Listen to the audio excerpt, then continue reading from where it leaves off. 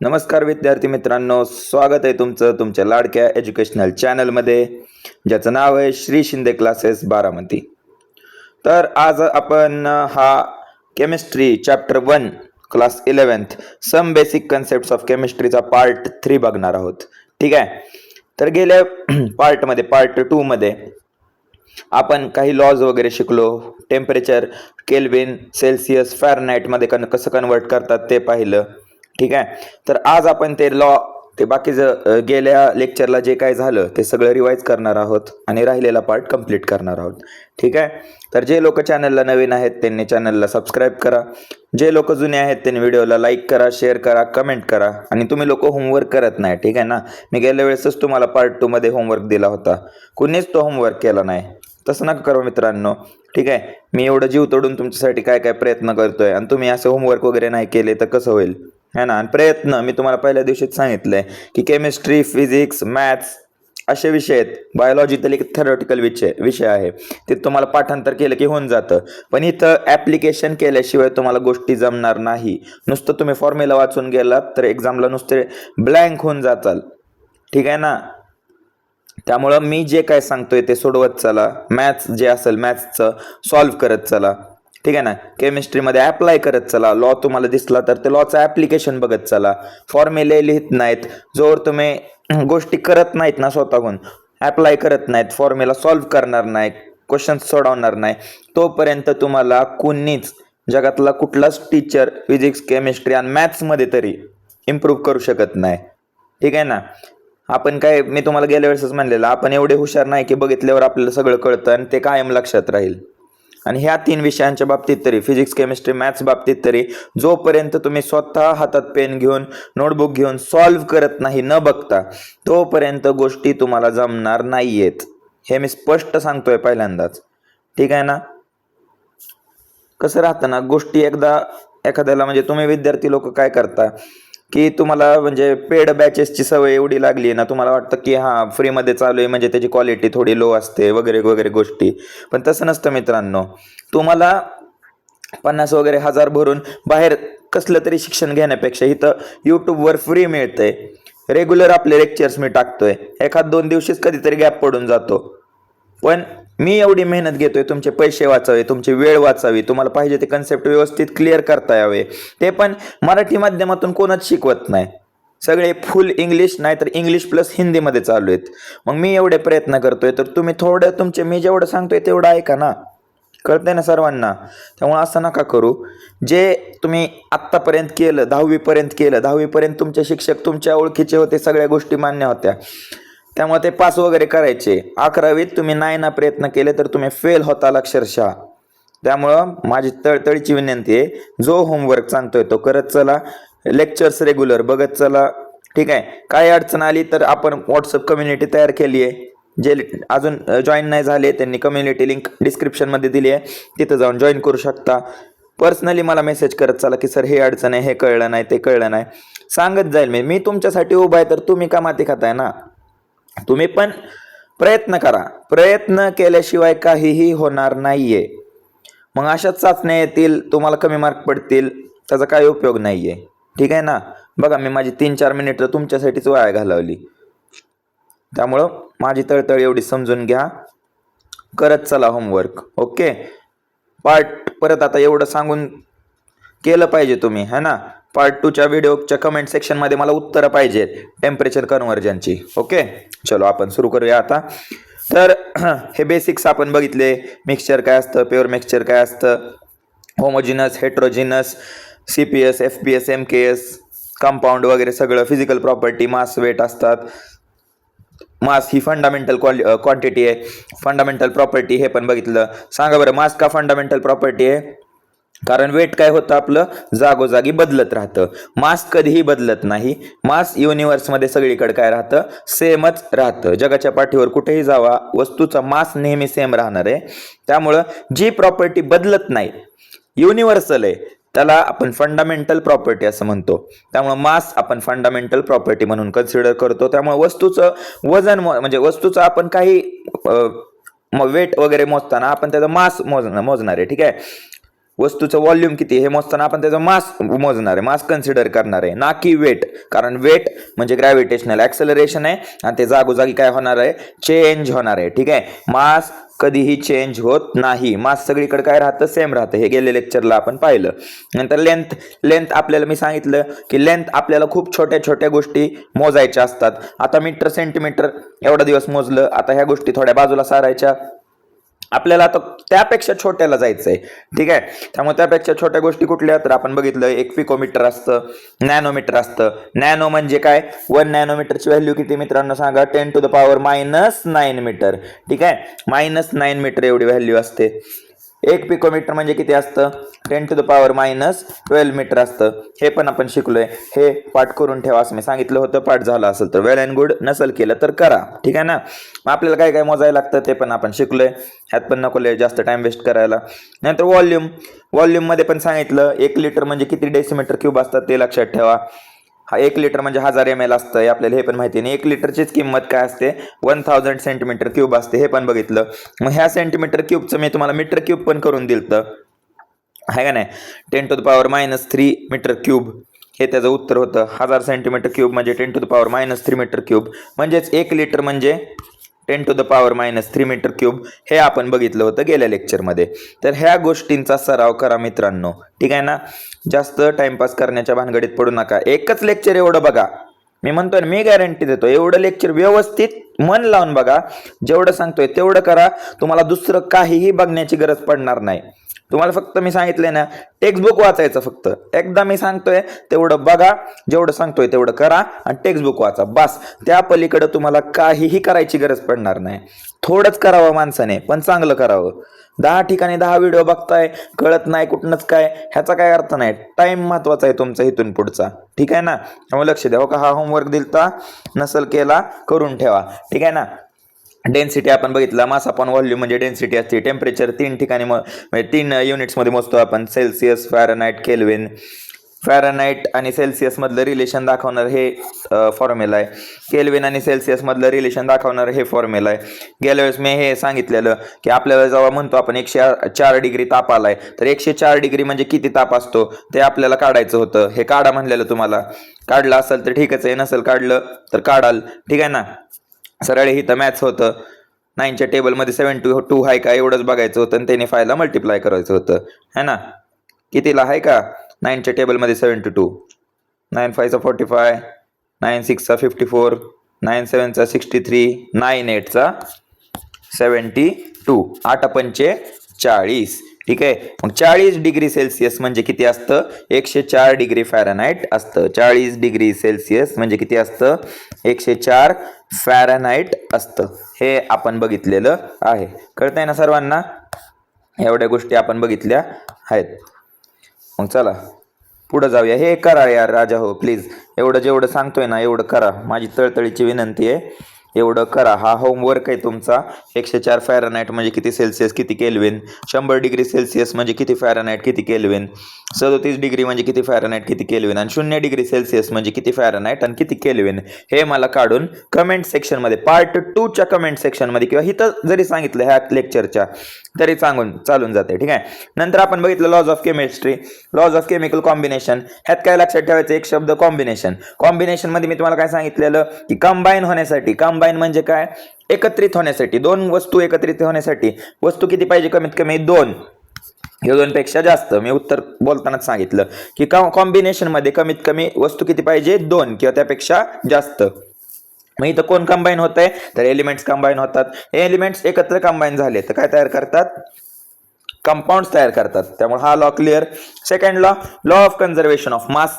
त्यात पण आपण शिकलोय, सिंपल स्टेटमेंट आहे की मास कधी पण तयार होत नाही, मास कधी पण उद्ध्वस्त होत नाही. ठीक आहे, नष्ट होत नाही. म्हणजे mass can neither be created nor be destroyed. त्यामुळे total mass of reactant is equal to total mass of product. गेल्या वेळेस हायड्रोजन ऑक्सिजनची रिएक्शन केली ती आठवते का तुम्हाला, hydrogen plus oxygen gives rise to water. Hydrogen 2 gram घेतलेलं आपण, ऑक्सिजन 16 ग्रॅम घेतलेलं. 16 आणि 2 18 ग्रॅम रिएक्टंटचं मास होतं आणि वॉटर किती तयार होतं, 18 ग्रॅम होत होतं.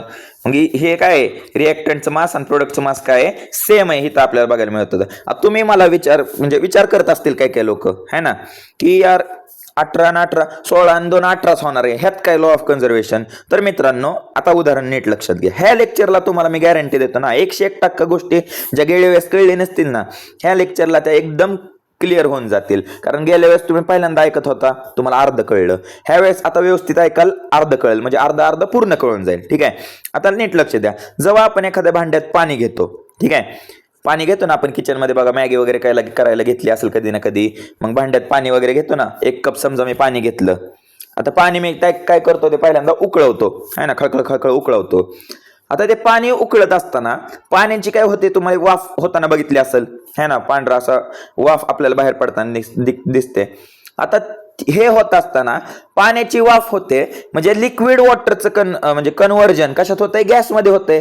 म्हणजे तुम्ही जेवढं पाणी घेतलं 1 कप, आता ते उकळल्यानंतर जर तुम्ही परत त्याच कपात ते पाणी काढलं, ते कप गच्च धरला होता, तर आता उकळल्यानंतर तेच पाणी 2-3 मिनिटं उकळून दिलं, खळखळ खळखळ चांगलं उकळून दिलं 1 कप पाणी फुल गॅसवर, आणि मग तुम्ही तेच पाणी कढईतलं किंवा पातेल्यातलं ह्यात ओतलं त्याच कपामध्ये, तर तुम्हाला पाणी हे जास्त बघायला मिळेल, तेवढंच बघायला मिळेल का कमी बघायला मिळेल? कॉमन सेन्स आहे, कमी बघायला मिळेल. कारण पाणी उकळून लिक्विड स्टेट मधून रूपांतर कशात झालं, गॅसमध्ये, म्हणजे पाण्याचं प्रमाण काय झालं आपलं, कमी झालं. मग इथं होतोय का नाही लॉस, वॉटरचा लॉस झाला का नाही? तसंच केमिकल रिॲक्शन मध्ये जे आपण रिॲक्टंट घेतो त्यांचा सुद्धा लॉस होऊ शकतो. ठीक आहे ना. जसं पाणी कमी झालं उकळल्यामुळं, उकळणं ही पण एक रिॲक्शन झाली ना, आपण त्याचं टेम्परेचर वाढवलं त्यामुळं लिक्विडचं कन्व्हर्जन गॅसमध्ये झालं, बघा स्टेट चेंज झाली. लिक्विड जे घेतलं होतं त्याचं जे मास होतं, ठीक आहे, ते पण कमी झालं. जेवढं पाणी 1 कप घेतलेलं आता ते उकळल्यानंतर 1 कप राहिले का नाही, कमी राहिले.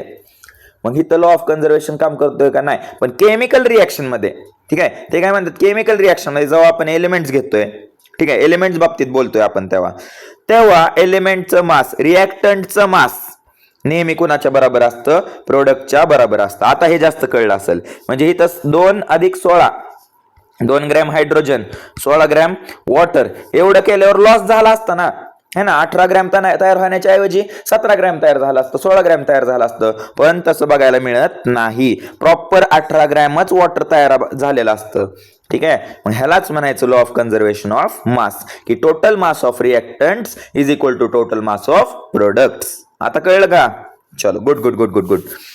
आता कळलं असेल मला वाटतंय, मलाच थोडं आता भारी वाटतंय शिकवताना, त्यामुळं तुम्हाला तर जास्तच कळलं असेल असं मला वाटतं. ठीक आहे. आता लॉ ऑफ डेफिनाइट प्रपोर्शन. डेफिनाइटचा अर्थ काय असतो? डेफिनाइटचा अर्थ मित्रांनो, डेफिनाइट म्हणजे काय असतं? फिक्स असतं. डेफिनाइट म्हणजे काय? फिक्स. आणि प्रपोर्शन म्हणजे काय? तर प्रमाण. ठीक आहे. प्रपोर्शनचा अर्थ काय असतो? प्रमाण असं असतो. म्हणजे लॉ ऑफ डेफिनाइट प्रपोर्शन आपल्याला काय सांगतो? Given compound always contain exactly same proportion of element by weight. म्हणजे कुठलं एखादं आपण कंपाऊंड घेतलं तर ते कंपाऊंड तयार होताना ते कंपाऊंड, आता कंपाऊंड कधी तयार होतं मित्रांनो सांगा? कंपाऊंड कधी तयार होतं? जेव्हा 2 किंवा 2 पेक्षा जास्त काय एकत्र येतात? एलिमेंट एकत्र येतात. काय एकत्र येतात? एलिमेंट एकत्र येतात. ते म्हणतात की जेव्हा आपण एखादं कंपाऊंड तयार करतो तेव्हा ते एलिमेंट्स एकत्र येताना फिक्स प्रपोर्शन मध्ये एकत्र येतात. आणि ते फिक्स प्रपोर्शन किंवा सेम प्रपोर्शन काय असतं? बाय वेट असतं. कसं असतं ते प्रपोर्शन? बाय वेट असतं. त्यामुळे तुम्हाला हा लॉ आहे तसा पाठ करायचा आहे तसा पाठ केलं की एवढंच लक्षात ठेवायचं आहे, कुठलं पण कंपाऊंड जेव्हा तयार होत असतं त्यावेळेस त्यामध्ये सेम प्रपोर्शन मध्ये ते एलिमेंट्स एकत्र येतात बाय वेट आणि ते कंपाऊंड तयार करतात. ठीक आहे. डेफिनाइट प्रपोर्शन कळलं. जसं की मी गेल्या वेळेस उदाहरण सांगितलेलं, त्यांनी पुस्तकात तुमचं उदाहरण दिलंय क्युप्रिक कार्बोनेटचं. कशाचं उदाहरण दिलंय? क्युप्रिक कार्बोनेटचं उदाहरण दिलंय.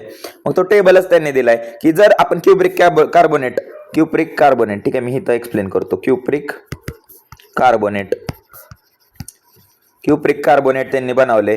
पहिल्यांदा ते क्युप्रिक कार्बोनेट कुठं बनवतात? नॅचरली एक्स्ट्रॅक्ट करतात, है ना, नॅचरली मिळतंय त्यांना क्युप्रिक कार्बोनेट. आणि दुसरं ते कुठं करतात? लॅबमध्ये तयार करतात. आता लॅबमध्ये क्युप्रिक कार्बोनेटमध्ये कॉपर असतं, ऑक्सिजन असतं आणि कार्बन असतं. काय असतं? Copper, oxygen. ठीक आहे. कॉपर, ऑक्सिजन आणि कार्बन असतं. ह्या 3 गोष्टी असतात क्युप्रिक कार्बोनेटमध्ये. तर ते काय म्हणतात? क्युप्रिक कार्बोनेट हा एक कंपाऊंड आहे जो किती एलिमेंट पासून बनलाय 3 कॉपर ऑक्सिजन कार्बन. मग क्युप्रिक कार्बोनेट आपण 2 ठिकाणाहून घेतोय. एक नॅचरल सॅम्पल जे नैसर्गिकरित्या मिळतंय आपल्याला निसर्गातून मिळतंय डायरेक्टली ते, आणि दुसरं जे आपण लॅब मध्ये केमिकलचा वापर तयार करून केले ते. मग ते काय म्हणतात की आता लॉ ऑफ फिक्स प्रोपोर्शन म्हणजे काय, क्युप्रिक कार्बोनेट तयार करताना कार्बन त्यामध्ये नेहमी 51.35% बघायला मिळणार. ऑक्सिजन हा नेहमी 38.91% बघायला मिळणार आणि कार्बन हे नेहमी 9.74% बघायला मिळणार. हे सगळे टक्केमध्ये आहे, पर्सेंटमध्ये. 100%पैकी हे असे ह्यांची टक्केवारी राहणार आहे नॅचरलमध्ये. आणि 30% कुठं राहणार आहे, लॅबोरेटरीमध्ये पण राहणार आहे. लॅबोरेटरीमध्ये बनवलेल्या क्युप्रिक कार्बोनेट साठी पण तेच पर्सेंट राहणार आहे. म्हणजे हे दोन्ही पदार्थ आपण वेगवेगळ्या पद्धतीने बनवले, एक लॅब मध्ये बनवले, एक निसर्गाने बनवले, नैसर्गिकरित्या आपल्याला मिळाले. ते दोन्ही पदार्थांचं ओरिजिन वेगवेगळे आहे पण पदार्थ तर सेमच आहे ना, क्युप्रिक कार्बोनेटच बनवतोय ना आपण. मग तेच म्हणतात की तुम्ही कुठल्याही मेथडने कसंही क्युप्रिक कार्बोनेट बनवा, त्यामध्ये कॉपरचं पर्सेंटेज, ऑक्सिजनचं पर्सेंटेज आणि कार्बनचं पर्सेंटेज हे फिक्सच राहणार आहे. कळलं का आता? म्हणजे कुठलाही पदार्थ तयार होताना त्यामध्ये जे एलिमेंट्सचं प्रमाण असतं बाय वेट ते कसं राहतं, नेहमी फिक्सच राहतं. ठीक आहे, फिक्स राहतं, ते कधीच बदलत नाही. हाच आहे आपला law of definite proportion. Definite म्हणजे असतं फिक्स, प्रपोर्शन म्हणजे असतं प्रमाण. कुणाचं प्रमाण कधी फिक्स पाहिजे, कुठलाही कंपाऊंड तयार होताना त्यामधल्या एलिमेंट्सचं प्रमाण नेहमी काय राहतं, बाय वेट सेमच राहतं, फिक्स राहतं, असं त्यांचं म्हणणं आहे. बेस्ट एक्झाम्पल आहे, आता सगळ्यांना कळलं असेल असं मला वाटतंय. ठीक आहे, जायचं पुढं. लॉ पाठ करा मित्रांनो, फक्त तुम्ही लॉ पाठ करा आणि एक्झाम्पल समजून घ्या. तुम्हाला एक्स्ट्रा काही करायचं नाही आणि एक्झामिनर दुसरं काही विचारणार नाही ह्याच्या पलीकडे. कळतंय ना सर्वांना? चलो पुढे जाऊया आपण. आता लॉ ऑफ मल्टिपल प्रपोर्शन. ठीक आहे, law of multiple proportion. Multiple proportion म्हणजे काय की जेव्हा एखादा पदार्थ तयार होत असतो, आता नीट स्टेटमेंट ऐका. वेन 2 एलिमेंट्स, जेव्हा 2 एलिमेंट ए आणि बी, आता एक कंपाऊंड आपल्याला तयार करायचंय, किती एलिमेंट आहेत त्यामध्ये, ए आणि बी, फॉर्म मोर दॅन 1 कंपाऊंड्स. आता ए आणि बी वेगवेगळ्या मात्रेत येऊन वेगवेगळे कंपाऊंड तयार करू शकतात. ए आणि बी एका मात्रेत आले तर एक कंपाऊंड तयार होईल. तेच ए आणि बीचं प्रमाण जर थोडं वर खाली झालं तर दुसरा कंपाऊंड तयार होऊ शकतो. ठीक आहे ना. Then the masses of element B that combine with given mass of A are always in ratio of small whole number. आता त्यातलं पहिलं उदाहरण नेहमी हे, ते म्हणतात जेव्हा ए आणि बी एकमेकांवर रिएक्ट करतात आणि एक एलिमेंट तयार करतात तेव्हा त्यातली एक गोष्ट फिक्स राहणार नेहमी, तो आहे एलिमेंट ए चं मास. बदलणार कोणाचं मास, एलिमेंट बी चं मास. एलिमेंट बी चं मास बदलल्यामुळं एक वेगळाच कंपाऊंड तयार होतोय.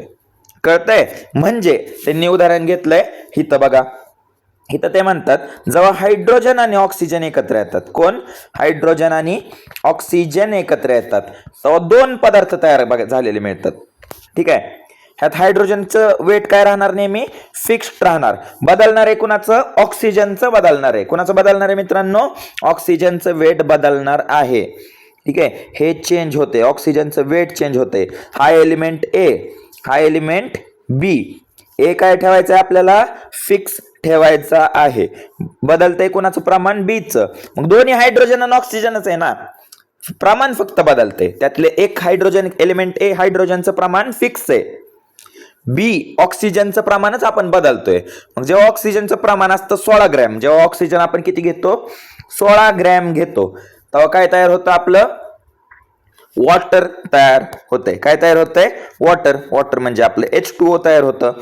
आणि तेच ऑक्सिजनचं प्रमाण जेव्हा आपण डबल घेतो, 32 ग्रॅम घेतो, तेव्हा त्याचं काय तयार होतं, हायड्रोजन पेरॉक्साईड तयार होतं. काय तयार होतं, हायड्रोजन पेरॉक्साईड. म्हणजे पदार्थ बघा तोच आहे, हायड्रोजन आणि ऑक्सिजनच, पण ऑक्सिजनचं प्रमाण कमी जास्त झाल्यामुळं, ऑक्सिजनचं मास बदलल्यामुळं जे पदार्थ जो तयार होतोय, हा एक कंपाऊंड वॉटर वेगळा आणि हा एक कंपाऊंड हायड्रोजन पेरॉक्साईड वेगळा.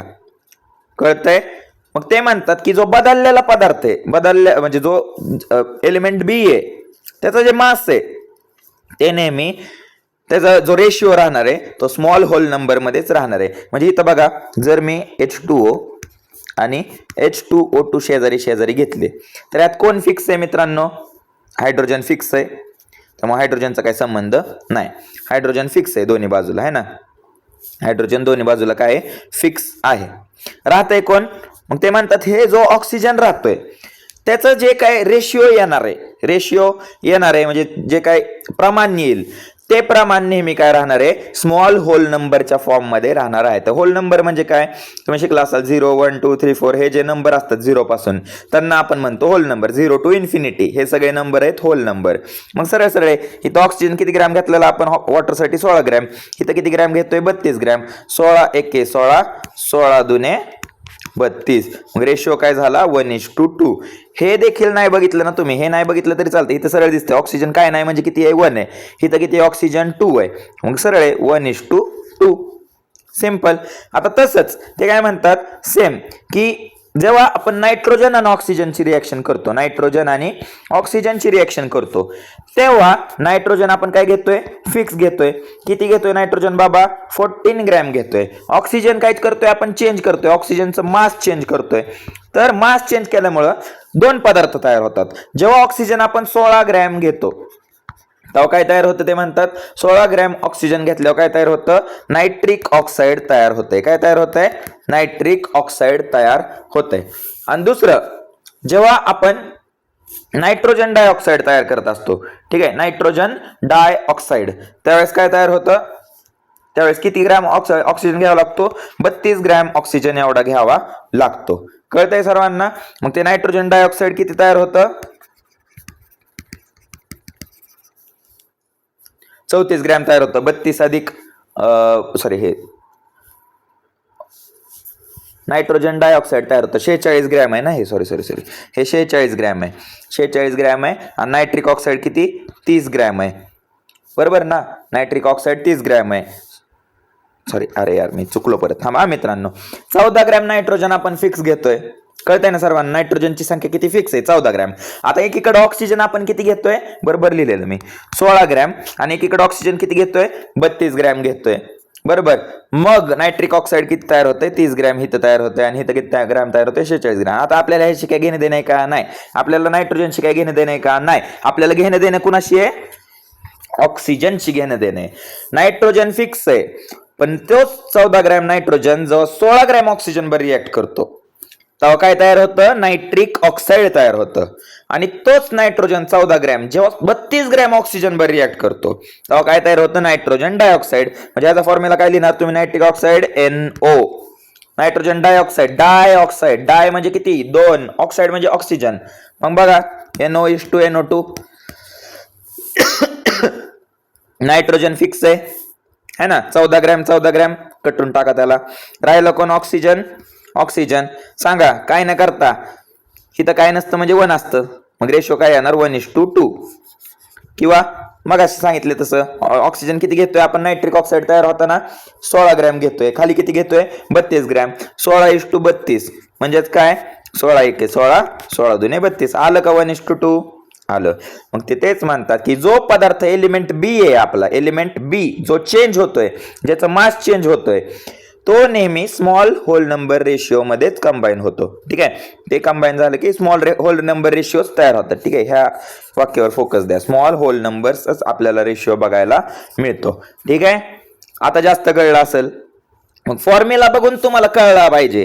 ठीक आहे ना, फॉर्म्युला बघून तुम्हाला डायरेक्ट एक्झाम मध्ये विचारणार ते की हा बाबा CO आणि CO2 आहे, ह्यांच्या फॉर्मेशन मध्ये तुम्हाला कुठला लॉ बघायला मिळतो, कुठला लॉ तुम्ही ह्यांच्याकडे बघून तुम्हाला कुठला लॉचा अभ्यास करायला मिळतो. तर सरळ आहे, तुम्ही सरळ लिहून यायचं लॉ ऑफ मल्टिपल प्रपोर्शन. आता जसं की इथं उदाहरण द्या, CO आणि CO2 काय माहिती आहे का आपल्याला, ह्यांचं वजन बिजन काही लक्षात ठेवायचं नाही. कार्बन 1 आहे, कार्बन 1 आहे म्हणजे इकडे कार्बन 1 आहे, इकडे कार्बन 1 आहे म्हणजे कार्बनचं प्रमाण काय आहे फिक्स आहे.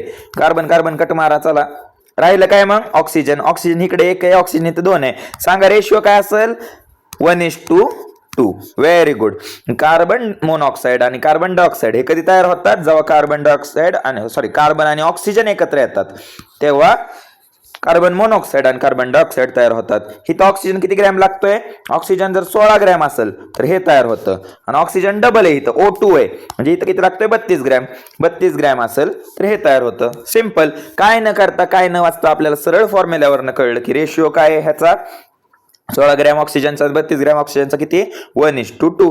अजून एक उदाहरण दिले त्यांनी बघा, SO2 आणि SO3. सल्फर बघा काय नाही म्हणजे एक आहे, इथं पण काय नाही म्हणजे एक आहे, म्हणजे सल्फरचं मास फिक्स आहे, बदलतंय कोणाचं ऑक्सिजनचं, इकडे 2 आहे इकडे 3 आहे, सल्फर कट करा, चला विषय संपवा. ऑक्सिजन किती राहिला O2:O3. मग काय नाही, काय घेणं त्यांना नाही, आपल्याला सरळ दिसतंय नंबर 2:3, म्हणजे ऑक्सिजन 2:3 ह्या रेशिओज मध्ये SO2 आणि SO3 तयार करतात. आता कळलं सगळ्यांना, आता कळलं असेल, आता तुम्हाला दिलं ना काय पण तर तुम्ही व्यवस्थित सोडू शकता, ठीक आहे ना. Good good good.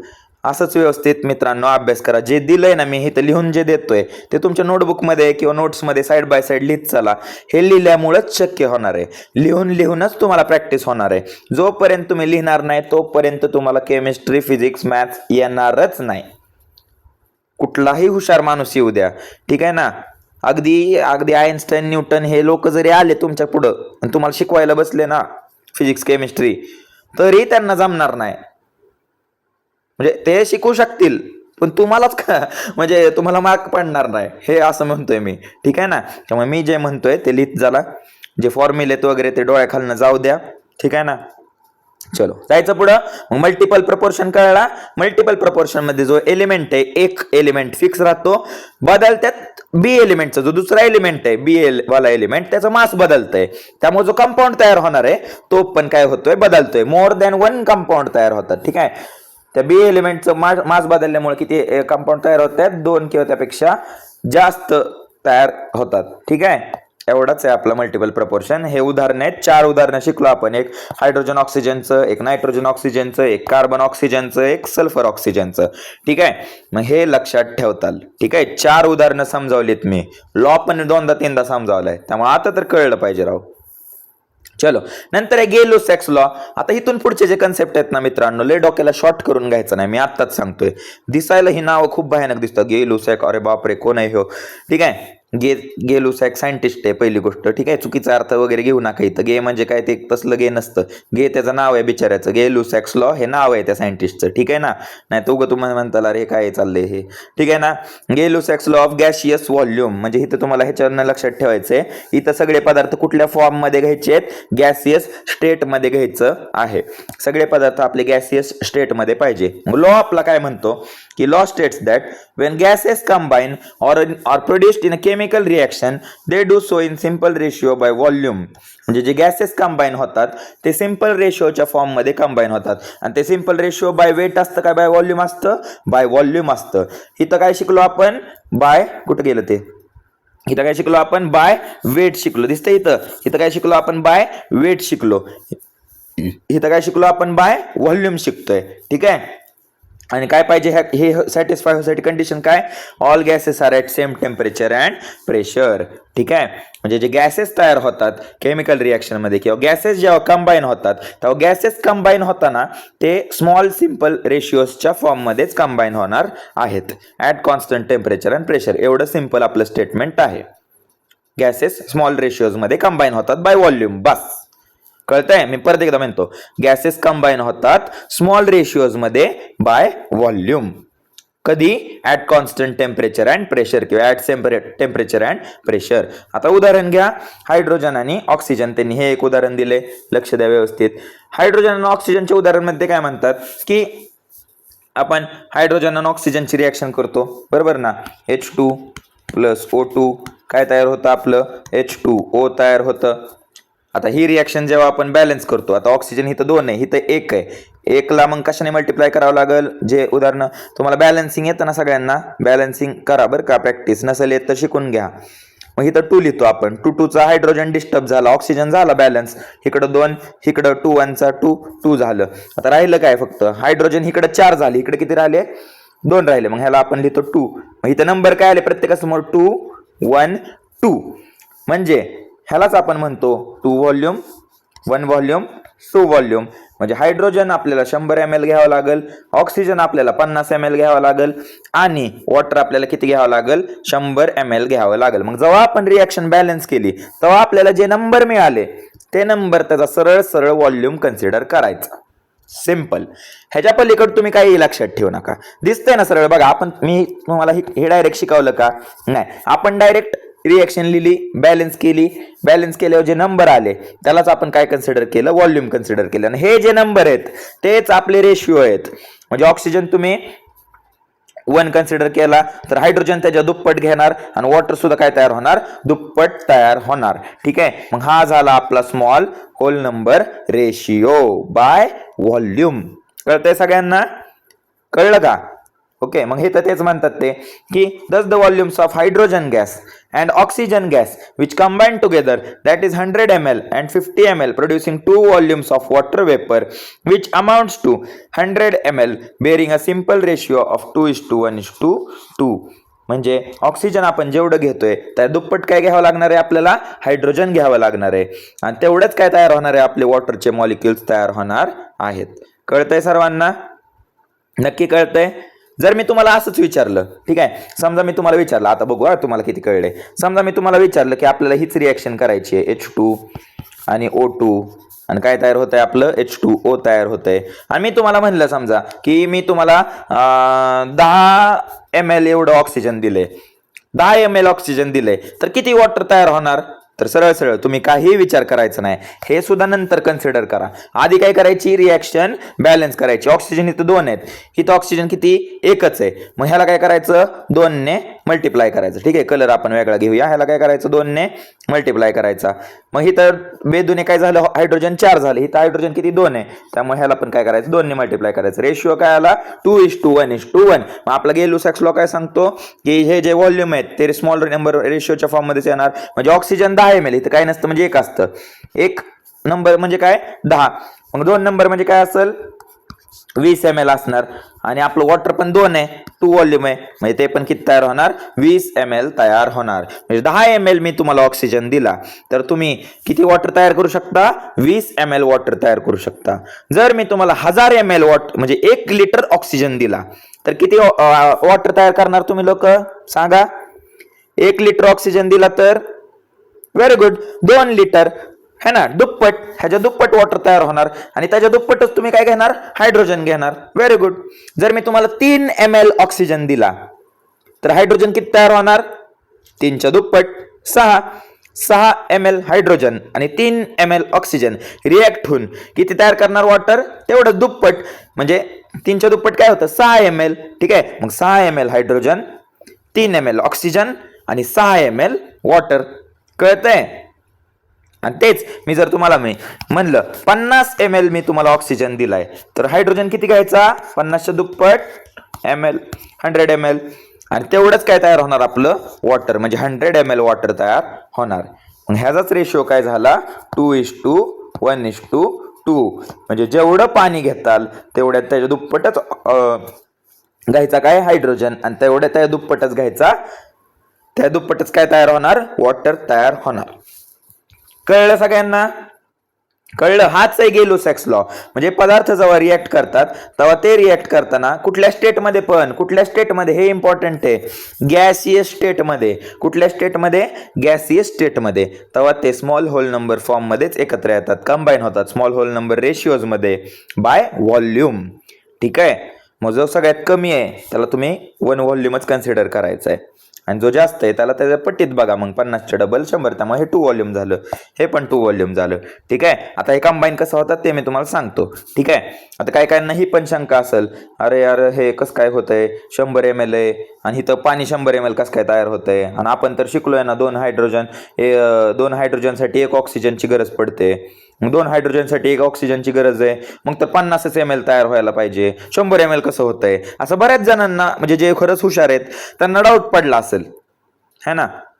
ज्यांना काय कळत नाही त्यांची गोष्ट वेगळी, पण जे खरंच अभ्यास करतात त्यांना डाऊट पडला असेल की अरे यार आपण तर शिकलोय ना की 1 ऑक्सिजन जातोय, इथं 50च्या 50 वापरले जाणार आहेत, म्हणजे 1 ऑक्सिजन 2 हायड्रोजनला घेऊन जाणार आहे, मग वॉटर पण 50 ml तयार व्हायला पाहिजे ना, मग 100 कसं काय तयार होतात, हा तुमचा बऱ्याच जणांचा डाऊट असेल.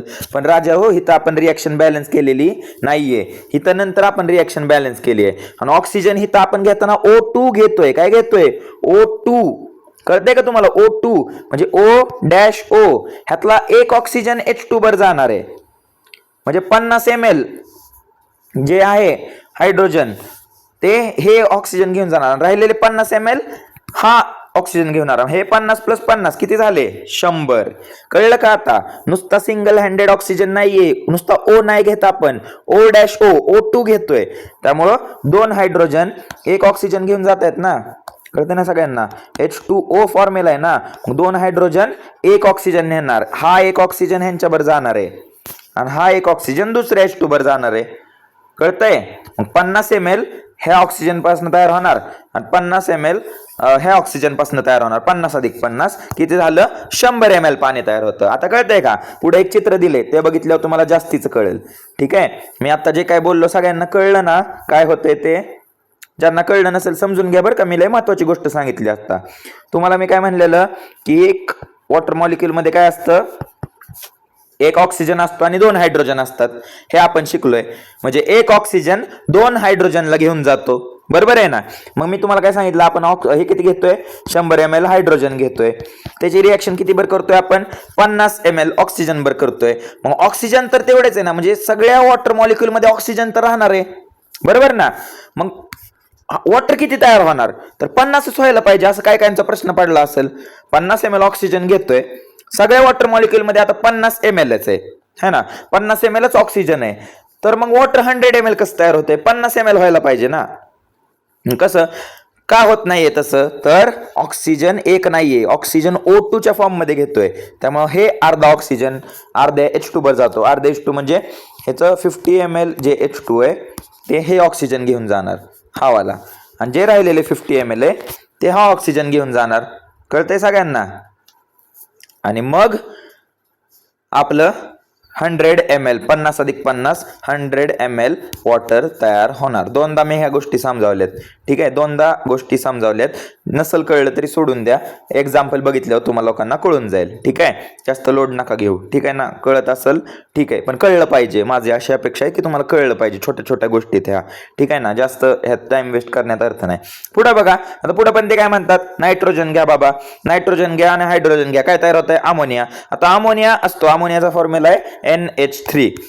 हा मित्रांनो, अजून एक गोष्ट की गेल्या वेळेस मी वाटतं घाईमध्ये अमोनियम दोन्ही फॉर्म्युले सांगून दिले आणि अमोनियमला मी NH3 म्हणलं ना, अमोनियाला NH4 म्हणलं.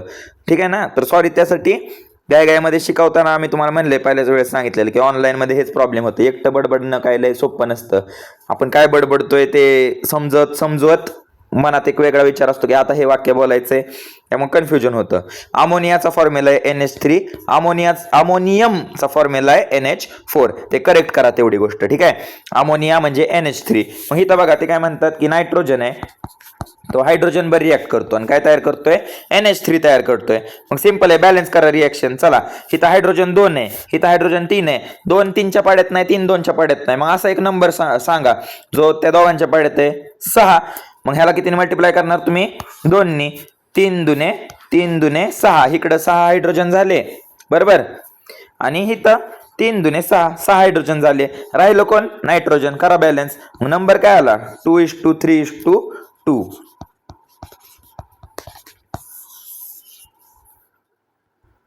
ठीक आहे, 2:3:2 नंबर आला. कळतंय ना सगळ्यांना? मग हे स्मॉल होल नंबर रेशिओ झालं.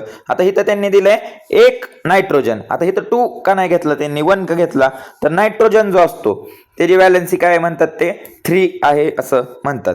ठीक आहे, मग 1 नायट्रोजन जो आहे तो 3 हायड्रोजन बर जाणार, 3 व्हॉल्यूम हायड्रोजन बर, आणि काय तयार करणार? अमोनिया तयार करणार, म्हणजे NH3 तयार करणार असं त्यांचं म्हणणं आहे. कळतंय सगळ्यांना? मग 1 व्हॉल्यूम नायट्रोजन 3 व्हॉल्यूम हायड्रोजन बर रिॲक्ट करणार आणि 2 व्हॉल्यूम अमोनिया तयार होणार. कळतंय सगळ्यांना? मग हे तेच म्हणतात की 1 litre of nitrogen gas combine with 3 litres of hydrogen gas to produce 2 litres of ammonia gas. कळतंय सगळ्यांना? सगळ्यांना माहिती ना नायट्रोजनची व्हॅलेन्सी किती आहे? इथं व्हॅलेन्सीचा रोल इम्पॉर्टंट आहे, त्यामुळे इथं 2 लिटर नाही घेतलं, 1 लिटर घेतलंय, कारण 1 नायट्रोजन 3 हायड्रोजन बर जातोय. ठीक आहे ना? त्यामुळे ही सरळ सरळ रिॲक्शन होती NH3 वाली. बॅलन्सिंग केल्यामुळे इथं 2 येतोय. बॅलन्सिंग तर बरोबर झाली आहे आपली, है ना? 3 2 6 3 2 6 नायट्रोजनला बरोबर 2 नंबर मिळतोय, ते बरोबर आहे. पण नायट्रोजन ते काय म्हणतात की नायट्रोजन जो आहे त्याची व्हॅलेन्सी किती, ती नायट्रोजनचा नंबर किती सगळे सांगा 2. इलेक्ट्रॉनिक कॉन्फिगरेशन काय येणार 2,5. व्हॅलेन्सीची रेंज आज काय असते नेहमी 0 to 4 असते. जो नंबर येईल आपण त्याला काय करतो, त्या शेलची कॅपॅसिटी मायनस करतो. मग नायट्रोजनची व्हॅलेन्सी काय असते 3. त्यामुळे एक नायट्रोजन 3 हायड्रोजनला घेऊन जाणार. ठीक आहे, एक नायट्रोजन. अमोनियाचा फॉर्म्युला पण बघा ना, सरळ आहे तुमच्या समोर आहे सगळ्या गोष्टी. अमोनियाचा फॉर्म्युला काय NH3. जसं मागाशी वॉटरचा फॉर्म्युला काय होता H2O. म्हणजे एक ऑक्सिजन किती हायड्रोजनला घेऊन जातोय 2. त्यामुळे ह्याचा रेशिओ होता 1, ह्याचा रेशिओ होता 2. कळतंय. आणि इथं काय होतंय, एक नायट्रोजन किती हायड्रोजनला घेऊन जातोय 3. त्यामुळे ह्याचा रेशिओ असणार आहे 1, ह्याचा रेशिओ असणार आहे 3. त्यामुळे इथं त्यांनी घेतलंय 1:3:2 आणि अमोनिया तयार होतोय 2 लिटर. किती अमोनिया तयार होतोय 2 लिटर एवढा अमोनिया तयार होतोय. कळतंय सगळ्यांना. एवढं एक उदाहरण फक्त लक्षात ठेवा. नायट्रोजन हायड्रोजन अमोनिया किती रेशिओ तयार करतात 1:3:2. जो सगळ्यात कमी आहे त्याला 1 व्हॉल्यूम कन्सिडर करायचा. नायट्रोजनच्या तिप्पट हायड्रोजन घ्यायचा 3 व्हॉल्यूम आणि त्या दुप्पट काय तयार होणार आहे अमोनिया, म्हणजे 2 व्हॉल्यूम अमोनिया तयार होणार आहे. कळतंय सगळ्यांना.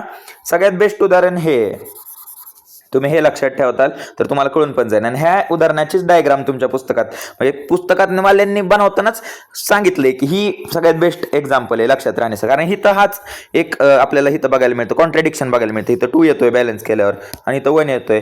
असं नाही व्हायला पाहिजे. पण आपला नियम काय आहे की व्हॅलेन्सी एक नायट्रोजन 3 हायड्रोजन घेऊन जातोय, बरोबर आहे ना. त्यामुळं हे लक्षात ठेवतात. हे जर रिझन पण मी तुम्हाला सांगितलं, पण बेस्ट एक्झाम्पलसाठी हेच लक्षात ठेवा, कारण हेच डायग्राम आपल्याला बुकमध्ये दिलेलं आहे. कळतंय सगळ्यांना. गेलो सेक्स लॉ कळला. तुम्हाला काय नाही करायचं, सगळ्यात पहिल्यांदा रिएक्शन बघायची आहे, जमली तर बॅलन्स करा. वेट दिला असेल तर वेट दिलेलं बघून तुम्ही सांगू शकता. जे सगळ्यात कमी वेट आहे त्याला 1 व्हॉल्यूम कन्सिडर करा. मग तर जो शेजारचा पाजारचा नंबर आहे तो त्या दुप्पट आहे का तिप्पट आहे. दुप्पट असेल तर त्याला 2 व्हॉल्यूम म्हणायचं, तिप्पट असेल तर 3 व्हॉल्यूम म्हणायचं. कळतंय. एवढंच आहे गेलो सेक्स लॉ मध्ये. फक्त एक गोष्ट काय लक्षात ठेवायची की जे पदार्थ एकत्र येतात ते कुठल्या फॉर्म मध्ये एकत्र येतात, गॅसियस फॉर्म मध्ये एकत्र येतात.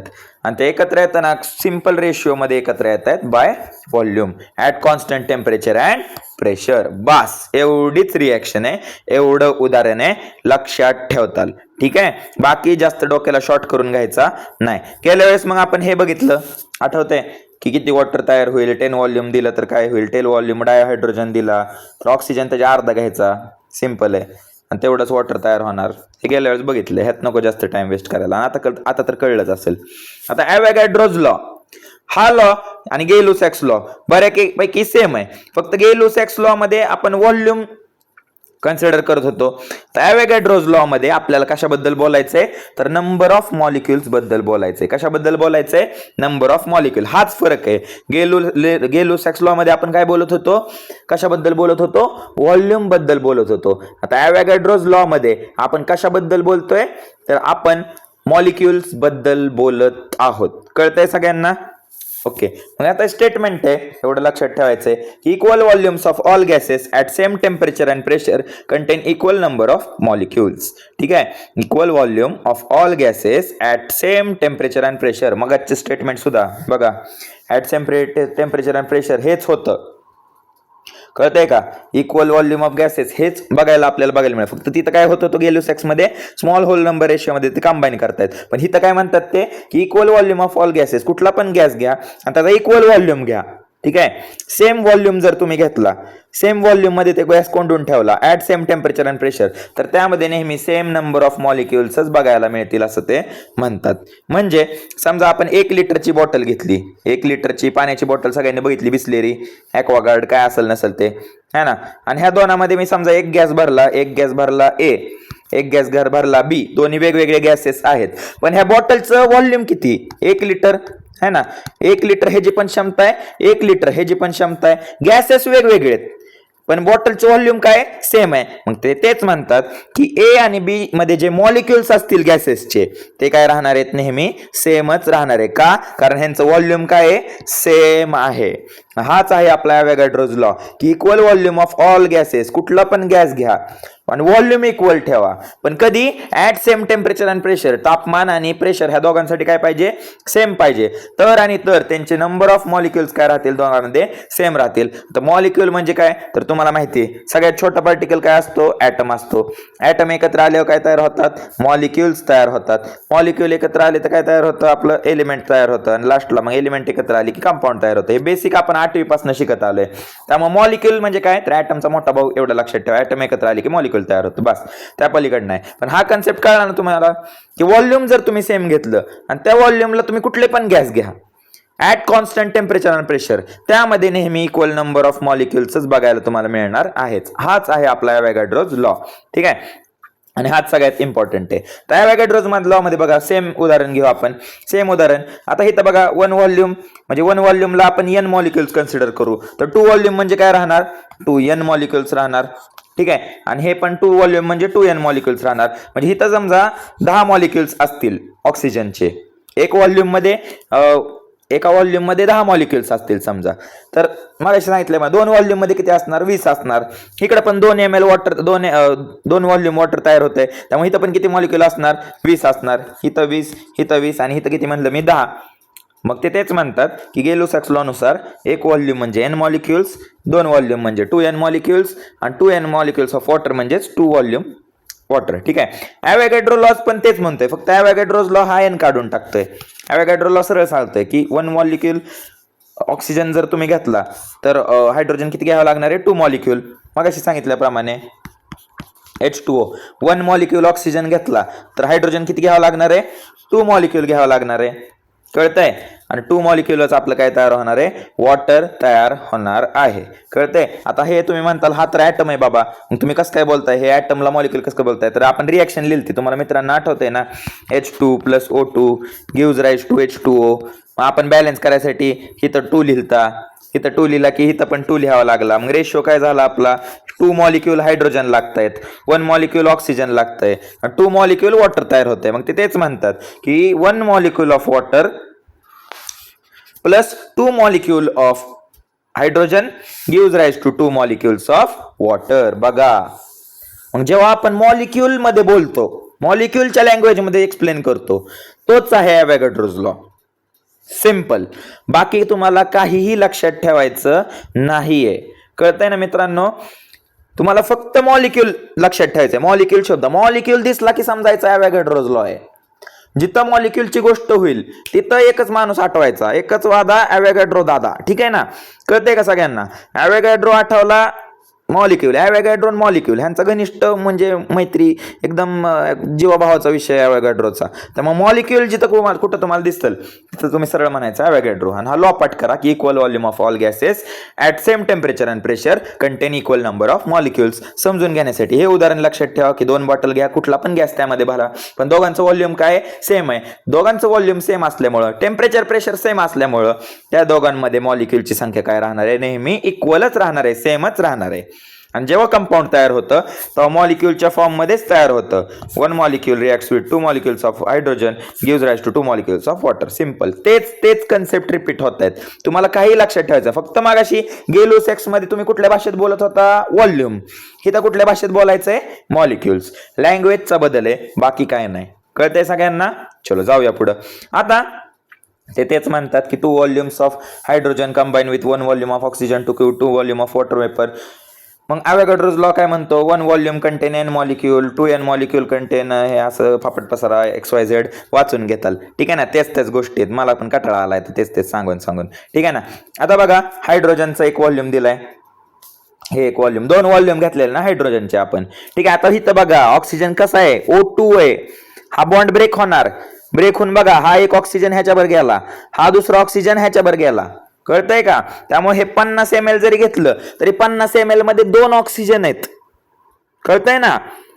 त्यामुळे ते होऊन जातं, 2 ऑक्सिजन आहेत त्यामध्ये, एक ऑक्सिजन एका 2 हायड्रोजन वर जाणार आणि एक ऑक्सिजन राहिलेलं 2 हायड्रोजन वर जाणार. कळतंय का सगळ्यांना. आता कळलं असेल बऱ्यापैकी. त्यामुळे 100 ml वॉटर तयार होतं, ना की 50 ml. कळतंय. चलो, गुड. आता हे डायग्राम नीट बघून घेताल ठीक आहे. त्यामुळे मी म्हणलं हे बेस्ट एक्झाम्पल आहे, कारण त्यांनी पुस्तकात हेच दिलंय. पुस्तकवाले सुद्धा म्हणतात की राजा तुम्ही ते नायट्रोजनच्या फांद्यात नका पडू, तिथं जरा कॉन्ट्रडिक्शन बघायला मिळतं आपल्याला. हे बेस्ट आहे आणि हेच तुमच्या पुस्तकात दिलंय. ठीक आहे ना. ॲव्होगॅड्रोस साठी पण बेस्ट आहे, गेलुसॅक्स साठी सुद्धा बेस्ट आहे. आणि हे गेलुसॅक्स साठीच दिलंय कारण व्हॉल्यूम बाबतीत बोलतोय आपण. ठीक आहे. पण त्यांनी ॲव्होगॅड्रोच्या अंडर सुद्धा हे लिहिलंय. व्हॉल्यूमचाच विषय आहे इथं, पण तरी व्हॉल्यूमचं सांगताना ते ॲव्होगॅड्रोच्या अंडर ह्याला लिहितायत. कळतंय ना. म्हणजे हे दोन्ही म्हणजे हायड्रोजनवाला एक्झाम्पल तुम्ही hydrogen plus oxygen give rise to water, हेच एक्झाम्पल तुम्ही ॲव्होगॅड्रोला लिहायचंय आणि हेच एक्झाम्पल गेलुसॅक्सला लिहायचंय. आणि दोघांचे स्टेटमेंट वेगवेगळे आहेत, तेवढं पाठ करायचं. म्हणजे 2 स्टेटमेंट आणि एकच उदाहरण. फक्त गेलुसॅक्स साठी लिहिताना तुम्ही काय लिहिणार, कोणाच्या स्वरूपात लिहिणार, व्हॉल्यूम बाबतीत बोलायचं त्यावेळेस 1 व्हॉल्यूम 2 व्हॉल्यूम 1 व्हॉल्यूम. आणि जेव्हा ॲव्होगॅड्रो बद्दल लिहिणार तेव्हा काय लिहिणार, मॉलिक्युल्सच्या लँग्वेज मध्ये बोलायचं. मॉलिक्युल्स. ठीक आहे. जिथं 1 व्हॉल्यूम म्हणताय तिथं N मॉलिक्युल म्हणायचं किंवा 1 मॉलिक्युल म्हणायचं. जिथं 2 व्हॉल्यूम म्हणताय तिथं 2 मॉलिक्युल म्हणायचं. जिथं 3 व्हॉल्यूम बनताय तिथं 3 मॉलिक्युल म्हणायचं. ठीक आहे. आता मी तुम्हाला प्रश्न विचारतो. चलो टेस्ट, लगेच टेस्ट. चलो आता सांगा इथं नायट्रोजनचे किती मॉलिक्युल्स असणार मित्रांनो. चला पटपट तोंड उघडा. चला 1 व्हॉल्यूम म्हणजे किती molecules, N molecules. N molecules किंवा त्याला काय म्हणायचं, 1 मॉलिक्युल घ्या. 3 व्हॉल्यूम म्हणजे किती मॉलिक्युल्स, 3N मॉलिक्युल्स किंवा त्याला काय म्हणायचं, 3 मॉलिक्युल्स. सरळ 3N म्हणा 3A म्हणा.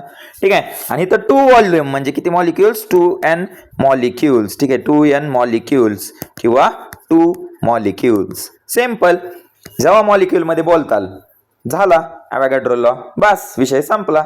कळतंय का सगळ्यांना. जेव्हा मॉलिक्युल मध्ये बोलताल तेव्हा ॲव्होगॅड्रोज लॉ, जेव्हा व्हॉल्यूम मध्ये बोलताल तेव्हा गेलुसॅक्स लॉ.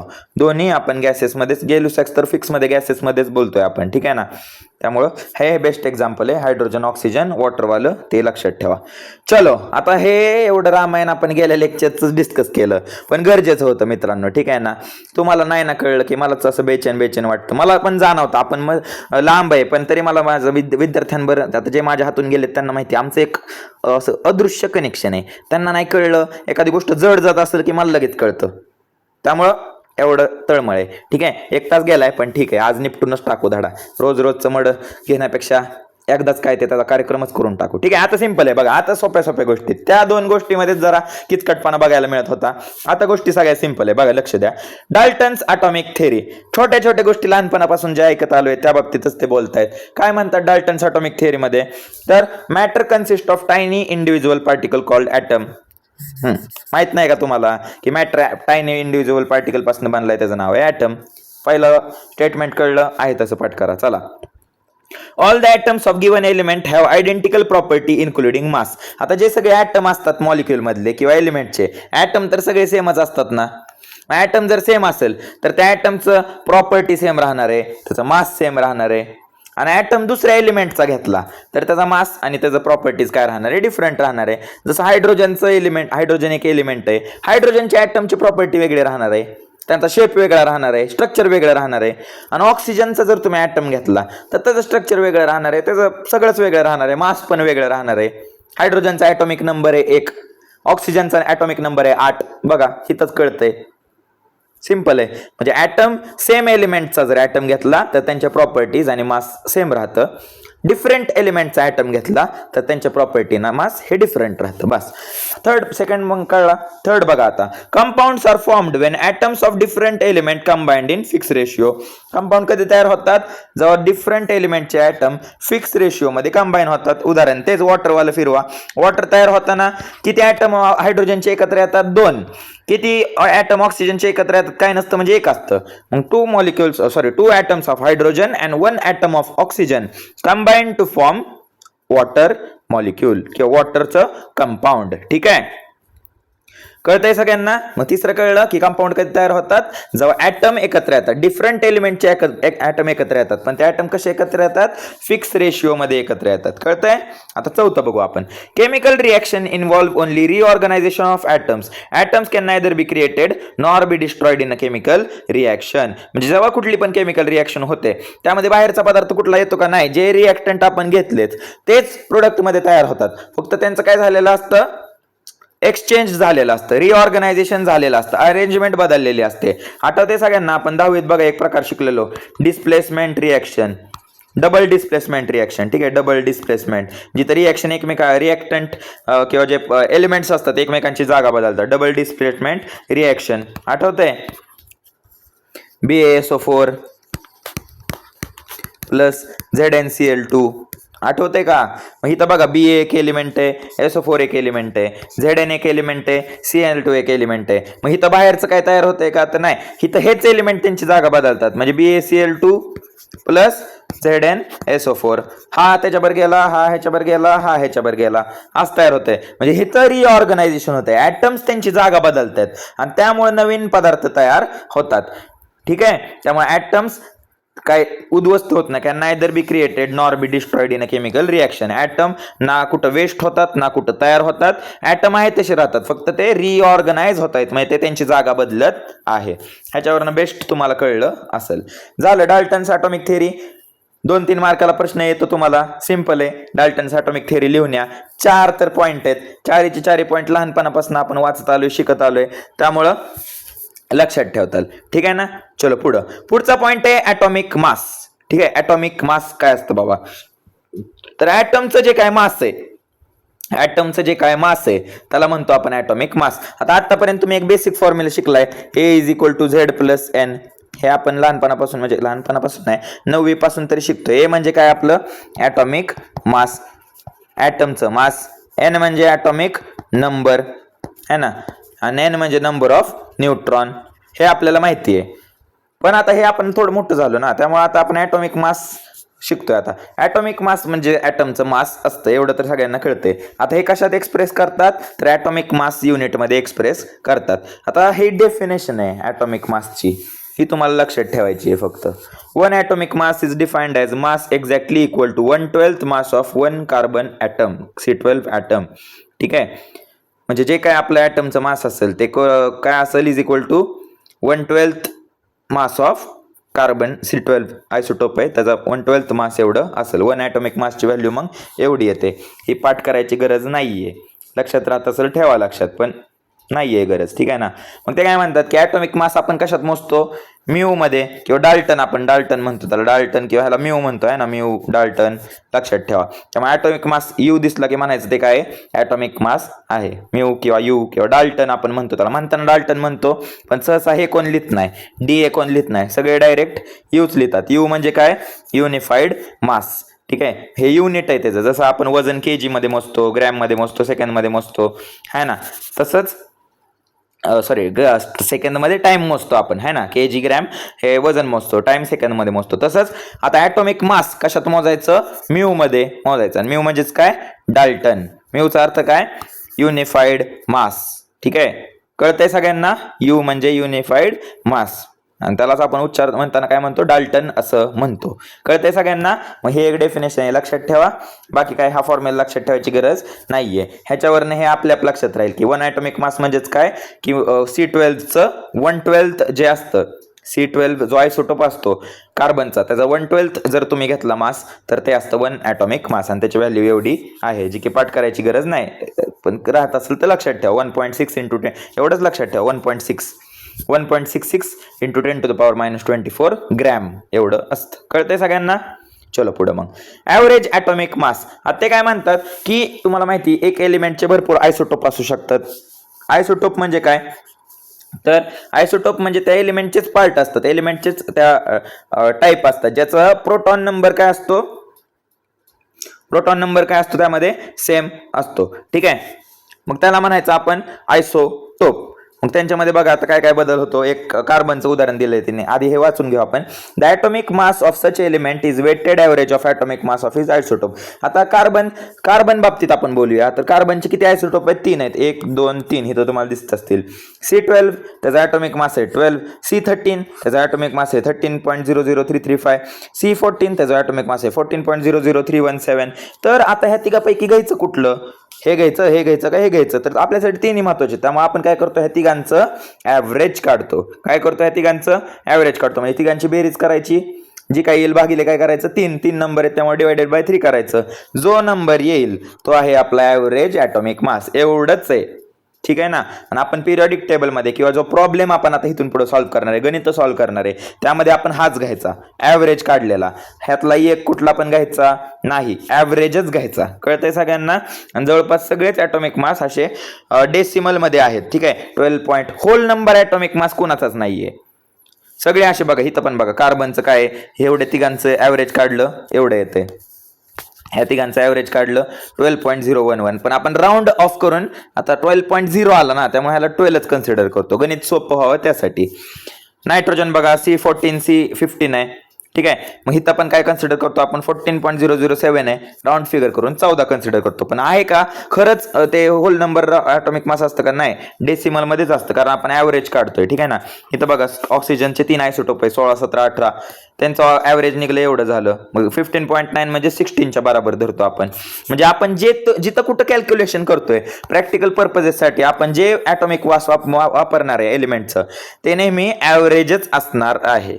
ठीक आहे, ते पर्टिक्युलर एकाचा आपण वापरणार नाही की हे जो वापरा आधी, हे जो वापरा, हे असं नाही. ह्या तिघांची बेरीज करूनच जे ॲव्हरेज येईल तेच आपल्याला कॅल्क्युलेशनसाठी वापरायचं आहे. हा पार्ट बेसिक आहे, जास्त काय नाही. की आयसोटोप असतात, प्रत्येक आयसोटोपचा ॲटॉमिक मास डिफरंट आहे. मग आपण एक ॲव्हरेज ॲटॉमिक मास काढतो आणि तेच आपण कॅल्क्युलेशन पर्पजसाठी वापरतो. आणि त्याला पण आपण काय करतोय, राऊंड ऑफ करतोय, कॅल्क्युलेशन इझी व्हावं त्यासाठी. ठीक आहे, एवढाच पॉईंट आहे, बघून घ्याल एकदा. ॲव्हरेज आता मॅथ्समध्ये ॲव्हरेज बिव्हरेज तुम्ही शिकलाय, ठीक आहे ना, त्यामुळे ह्यात मी नाही जास्त टाइम वेस्ट करत, पुढे जाऊया आपण.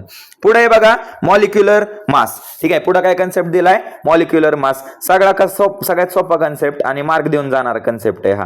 ठीक आहे ना, त्यामुळे ह्याला घाबरायचं नाहीये, फक्त नाव मोठं आहे. ठीक आहे ना, बाकी काय नाहीये.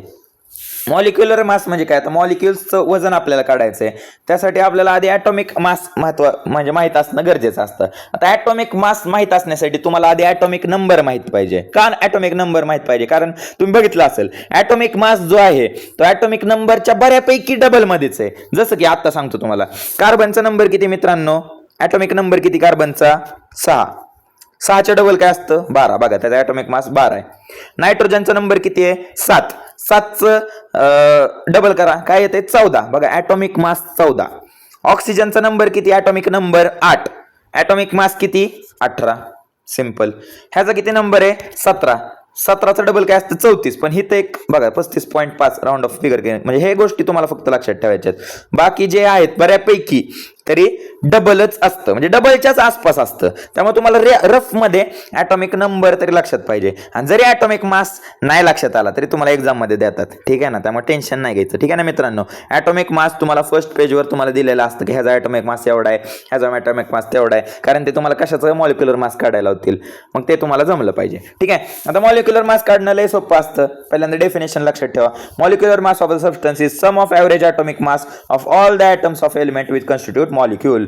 आता हा जो आपला कंपाऊंड आहे, ठीक आहे, हा जो आपला मॉलिक्यूल, 1 मॉलिक्यूल ऑफ CO2 त्यांनी म्हणलं आहे ना, काय नसतं म्हणजे इथं 1 असतं, काय नसतं म्हणजे 1 असतं. मग एक CO2चा मॉलिक्यूल घेतलाय, तर ह्या टोटलचं वजन किती, तर आपल्याला कार्बनचं माहिती आहे, ऑक्सिजनचं माहिती, पण टोटल CO2चं किती, तर त्यासाठी काय करणार तुम्ही, सिंपल आहे. पहिल्यांदा काय करायचं, atomic mass of carbon plus, आता इथं एलिमेंट संपला की प्लस लावायचं. आता ऑक्सिजन किती तिथं 2, 2 ने मल्टिप्लाय करा, ॲटॉमिक मास ऑफ ऑक्सिजन. सांगा कार्बनचा ॲटॉमिक मास किती, 6च्या डबल किती असतं, 12 प्लस 2 गुणिले ऑक्सिजनचा ॲटॉमिक मास किती, 8 दुने किती असतं, 16. बरोबर ना, 16. मग हे काय येणार आहे, 12 अधिक 16 दुने 32, 32 आणि 12 44 ग्रॅम. हे आता ग्रॅम लिहायचं नाही, आपण काय काढतोय, ॲटॉमिक मास कशात मोजतात, हे म्यू मध्ये मोजतात. कशात मोजतात, हे म्यू मध्ये मोजतात. मॉलिक्युलर वेट जर म्हणलं असतं, मॉलिक्युलर वेट म्हणलं ना मित्रांनो, तर वेट साठी आपण जी लिहितो, पण इथं काय दिलंय, मास दिलंय. ठीक आहे, दोन्ही कन्सेप्ट सेम आहेत, मॉलिक्युलर वेट, मॉलिक्युलर मास दोन्ही सेम आहे. फक्त मास म्हणलं की इथं काय लिहायचं, म्यू लिहायचा. ह्याचा ॲटॉमिक मास काय झालं, 44 म्यू एवढं झालेलं आहे. कळलं सगळ्यांना हे? काय शंका, काय नाही करायचं, एलिमेंट बदलला की फक्त ऍड करायचं, त्याला जेवढे ॲटम आहेत त्या ॲटमनी मल्टिप्लाय करायचं त्याला, बस, दुसरं काही करायचं नाहीये. जसं की आता पुढचं उदाहरण घेऊ, हे रफ करतो मी, हे रफ करतो, एवढं लक्षात ठेवा. आता आता सिंपल, दरवेळेस एवढं लिहायची गरज नाही. मग आता बघा इथं काय काय दिलंय, हायड्रोजन दिलाय. हायड्रोजन किती आहे 2, त्यामुळे आधी 2 लिहून घ्यायचा. प्रत्येक ॲटमचा नंबर आधी लिहून घ्यायचा, गुणिले हायड्रोजनचा ॲटॉमिक मास किती आहे ते लिहायचं. तर हायड्रोजनचा सगळ्यांना नंबर माहिती आहे. हायड्रोजनचा ॲटॉमिक नंबर किती, 1. 1च्या डबल मास किती होणार, 2. मग 2 गुणिले 2 अधिक ऑक्सिजनचा ॲटॉमिक मास किती, 8च्या डबल 16. झालं, पे 2 4 अधिक 16, उत्तर काय येणार 20. अरे बरोबर आहे ना.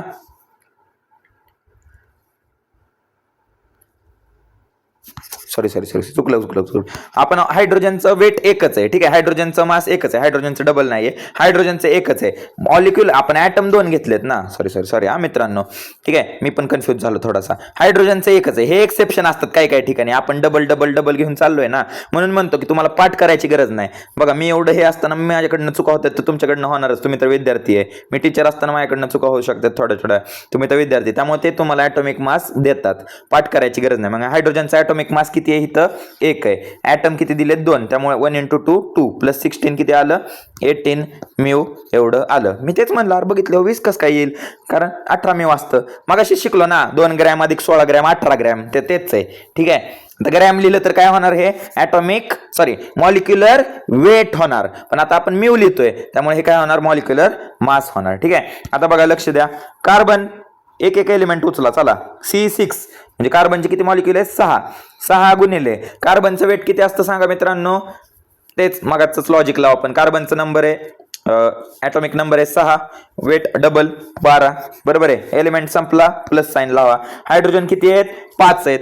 मग 5 गुणिले हायड्रोजनचं वजन किती असतं, आत्ताच शिकलो आपण, चुकीतनंच शिकलो, 1 म्यू एवढं त्याचं वेट आहे. म्यू मी लिहितो, ठीक आहे. जे आपलं ॲटॉमिक मास आहे ना त्याच्या पुढे म्यू लिहितो, म्हणजे तुम्हाला कळेल, आणि त्याला ब्रॅकेट करतो म्हणजे हे तुम्हाला कळेल की 6 ॲटम आहेत. इथं बघा 6 ॲटम आहेत जे मी इथं लिहिलेत, आणि 12 त्याचा ॲटॉमिक मास आहे. 5 ॲटम आहेत आणि 1 त्याचा ॲटॉमिक मास आहे. प्लस क्लोरीन किती आहे, क्लोरीन एकच आहे, 1 म्हणजे काहीच नसतं, ठीक आहे ना. आणि त्याचा ॲटॉमिक मास किती क्लोरीनचा, तर 35.5 आहे. मागशी बघ ना 17 34 आपण म्हणलो, पण ते 35.5 होतं, 35.5 म्यू, ठीक आहे. आता ह्या तिघांची ॲडिशन करायची. मग 12 सांगा, बारसक किती असतं, मित्रांनो सांगा लवकर सांगा, चला पटपट कॅल्क्युलेट करा. 12चा पाडा येत नाही का तुम्हाला, नसाल येत तर सरळ आपलं हे करायचं, मल्टिप्लिकेशन तर येतं ना. 6 दुने 12, बारसक 72 अधिक 5 एके 5, आणि इकडं काय 35.5 आहे तसं. आता बघा हे डेसिमलची ऍडिशन जमली पाहिजे, तुम्हाला बेसिक आधी कळलं पाहिजे, आधी हे ऍडिशन करून घ्या. 72 अधिक 5 किती, 77.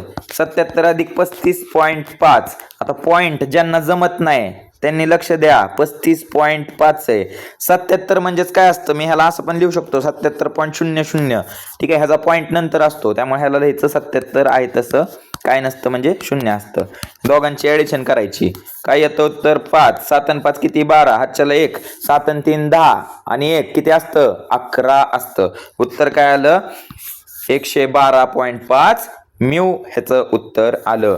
मग आपलं 112.5 हे उत्तर आले. मग आपले ह्याचं 112.5 म्यू. मग ह्या दिलेल्या कंपाऊंडचं वजन किती आहे, C5H5Cl, ह्याचं मॉलिक्युलर मास किती आहे, 112.5 म्यू एवढं आहे. आता नेक्स्ट H2SO4 सांगा, हायड्रोजनचा ॲटॉमिक मास किती, 1 म्यू. ॲटम किती दिलेत, त्याचे 2 दिलेत, बरोबर.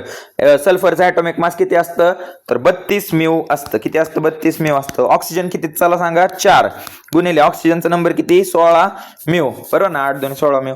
आता ह्या तिघांची कॅल्क्युलेशन करा. 2 1 चा 2 अधिक 32, 16 4 चा 64, चलो ऍडिशन करा. 34 प्लस 64, चलो गुड. 4 आणि 4 8, 6 आणि 3 9, 98 म्यू ह्याचं मॉलिक्युलर मास झालं. कळतंय का सगळ्यांना, कसं आलं काय आलं, सगळ्यांना कळतंय. गुड. समजा आता आपण एक उदाहरण घेऊ तुमच्यासाठी होमवर्क, ठीक आहे. हा कमेंट सेक्शन मध्ये सांगायचं मला. C6H12 O6 काय आहे हे आठवतंय का? काय आहे हे? ग्लुकोज आहे. मग हे ग्लुकोजचं मला काढून दाखवा. चला मित्रांनो, चला पटपट ग्लुकोजचं मॉलिक्युलर मास काढून दाखवा. व्हिडिओ पॉज करा, ग्लुकोजचं मॉलिक्युलर मास काढा आणि हे उत्तर मला कमेंट सेक्शनला पाहिजे बरं का. सरळ सरळ अख्ख्या वाक्यात लिहायचं, व्यवस्थित सॉल्व्ह करून लिहायचं. ग्लुकोजचं मॉलिक्युलर डायरेक्ट उत्तर लिहा. चला, ग्लुकोजचं मॉलिक्युलर मास काय आहे ते लिहायचं. ठीक आहे, असं लिहा, ग्लुकोजचं molecular mass is equal to dash mu असं लिहिताल. ठीक आहे ना. मला तुमचा विश्वास आहे की अख्खं सोडवता, गुगल वगैरे करायचं नाही. मनापासून मॉलिक्युलर मास काढा. ठीक आहे ना मित्रांनो, मनापासून काढा. कळतंय ना सगळ्यांना? उगच तसल्या फांद्यात पडायचं नाही, प्रॅक्टिस करा. हा तुमचा होमवर्क क्वेश्चन आहे आणि आळस करू नका यार होमवर्क करण्यासाठी. ठीक आहे ना. एवढं करा माझ्यासाठी तरी, एवढं करा प्लीज प्लीज प्लीज. ठीक आहे ना. त्यामुळे कमेंट सेक्शन मध्ये ह्याचं उत्तर लिहा. कोणी लिहू ना नेऊ. ठीक आहे ना. तुम्ही असं नका विचार करू की यार बाकी कोण लिहित नाही, आपण कसं लिहायचं. जाऊ दे दुनिया भाडमध्ये. तुमची प्रत्येक विद्यार्थी जो हे व्हिडिओ बघतोय ना, त्या प्रत्येकासाठी मी तळतळीने सांगतोय, लिही बाबा लिही, किंवा लिही पोरे लिही. कळतंय ना. लिहा. तुम्ही सुरुवात करा. बाकीचे पण हळूहळू कोणीतरी टाकायला सुरुवात केली ना कमेंट, की हळूहळू बाकीचे पण टाकायला सुरुवात करतात. ठीक आहे ना. त्यामुळे स्वतःसाठी प्रयत्न करा, कुणासाठी नाही, स्वतःसाठी. ठीक आहे ना. आणि एवढं मी जीव तोडून सांगतोय ना, तर ते करा. ठीक आहे ना. कारण आपल्याला एक्सरसाइज, मी तुम्हाला कम्युनिटीमध्येच मेसेज टाकला होता की ह्या लेसनची आपण एक्सरसाइज पण घेणार आहे. कारण आपण सगळं शिकलोय, पण आपल्याला असं ऍप्लिकेशन सॉल्व्हिंग तर जमलं पाहिजे ना. ठीक आहे ना. आणि त्यात तुमचं गॅप पडलाय, गणित आधीच आपलं पक्क. हा, त्यामुळे टेबल हे करून ठेवा. ठीक आहे ना. गुणाकार वगैरे पटपट जमला पाहिजे. मी खूप स्लो चाललोय, नाही तर कॅल्क्युलेशन असं पटपट झटपट झटपट केलं ना, कायच म्हणजे तुम्हाला पण कळणार नाही. त्यामुळं एकदम स्लो, एकदम बघा डिटेल चालू आहे. पुस्तकात सुद्धा एवढे डिटेल दिलं नाही, तेवढे डिटेल मी चाललोय. त्यामुळं राजा हो, मी तुमच्यासाठी एवढं कष्ट घेतोय, तर तुम्ही पण तेवढी मेहनत करा. कळतंय ना? कळतंय नक्की? चलो होमवर्क करा. ठीक आहे ना. हा होमवर्क आहे, लक्षात ठेवा. हा होमवर्क आहे. सगळ्यांनी कमेंट सेक्शन मध्ये त्याचं उत्तर मला द्या. ठीक आहे ना. C6H12O6 म्हणजे ग्लुकोजचं मॉलिक्युलर मास काढायचं. ठीक आहे. मग हे कळलं असेल. चला आता पुढे बघा. A term formula mass is used for ionic compound. आता नॉर्मल कंपाऊंड असतात तेव्हा त्याला मॉलिक्युलर मास म्हणतो. आयोनिक कंपाऊंड म्हणजे काय? जिथं चार्जेस तुम्हाला बघायला मिळतील, एक प्लस चार्ज एक मायनस मार्क. उदाहरण घ्या त्याचं, हे आपलं सॉल्ट आहे ना, NaCl, Na प्लस असतो, Cl मायनस असतो. मग हा हे झाले आयोनिक कंपाऊंड, जिथं चार्जेस अपोजिट चार्जेस एकत्र येऊन बॉन्ड तयार करतात. एक मेटल एक नॉन मेटल एकत्र येऊन बॉन्ड तयार करतात, त्याला म्हणायचं आयोनिक कंपाऊंड्स. मग त्यांचं जे मास असतं त्याला फक्त शब्द आहे फॉर्म्युला मास, बस, एक्स्ट्रा काही नाही. ते पण ह्याच पद्धतीने काढायचंय मित्रांनो. जसं आपण हे सोडवलं ना तसंच आहे हे, फक्त त्यांनी शब्द बदललाय. त्याला मॉलिक्युलर मास म्हणायचा, ह्याला फॉर्म्युला. आणि ह्याला फॉर्म्युला मास का? कारण हे कुठल्या कंपाऊंड साठी शब्द आहे? फक्त आयोनिक कंपाऊंड साठी. बाकी सगळं सेमच आहे, बाकी काही नाही. त्याचे डेफिनेशन पण बघा सेमच आहे. Molecular mass is the mass of, हे जाऊ दे तिकडं. हे बघा, molecular mass is the sum of average atomic masses, sum of average atomic masses atom present in the formula. बस, सगळं सेम आहे, फक्त फॉर्म्युला मास आहे, तिथं मॉलिक्युलर मास आहे, बाकी काही फरक नाही. उदाहरण बघा दिलंय त्यांनी, CaSO4. सोडवा चला. CaSO4 तेच आहे, घाबरायचं नाही. Ca किती? 1 आहे. Ca चा नंबर किती दिलाय हो का? मी तुम्हाला म्हणलं, तुम्हाला देतात एक्झाम्पल मध्ये देतात. चला, 40.1 म्यू अधिक सल्फरचं किती आहे? 32.1 म्यू अधिक ऑक्सिजनचं किती आहे? आता ऑक्सिजन किती आहेत मित्रांनो? डायरेक्ट 16 लिहायचं का नाही? ऑक्सिजन 4 आहेत, त्यामुळे 4 गुणिले 16 म्यू. सोडवा हे. चला, 40.1. आता म्यू नाही लिहिलं तरी चालतंय. ठीक आहे. 32.1 अधिक 16 चा 64. चलो ऍड करा. मग 1 अधिक 1 2 येणार, पॉईंट आहे तसा. 2 अधिक 0 2, 3 अधिक 4 7, 72.2 अधिक 64. आता 64 म्हणजे 64.00 असतं. हे मी खूप डिटेल जातोय बरं का. पॉईंट नंतर 2 आहे तसा. 4 आणि 2 किती? 6. 7 आणि 7 14, आणि 7 आणि 6 किती असतात? 13. 136.2 एवढं ह्याचं उत्तर आहे. कळतंय सगळ्यांना? काय राहतंय आपल्याकडनं? सांगा मित्रांनो, काय राहतंय? म्यू राहतोय. कळतंय सगळ्यांना? मग हे आहे त्याचं उत्तर. कळतंय? सिंपल होतं का नाही? काय अवघड होतं का यात? आणि मुलं ह्या गोष्टीला घाबरतात. बघा, एवढ्या सोप्या गोष्टी असतात, फक्त बेसिक बेरीज आहे. तुम्हाला हे तर सगळ्या व्हॅल्यू दिलेल्या आहेत, फक्त तुम्हाला ॲटम बघायचे किती पाहिजे तिथं फक्त मल्टिप्लाय. जसं तुम्ही हे तर दुर्लक्ष केलं असतं तर तुम्ही डायरेक्ट 16 लिहिलं असतं, 4 लिहिलाच नसता. त्यामुळे जेवढे ॲटम आहेत तेवढ्याने फक्त मल्टिप्लाय करायचंय, बस झालं. CaSO4चं ॲटॉमिक मास किती किंवा फॉर्म्युला मास किती? आता हे फॉर्म्युला मास आहे ना, हे आयन्स एकत्र येऊन तयार झाले. कळतंय ना?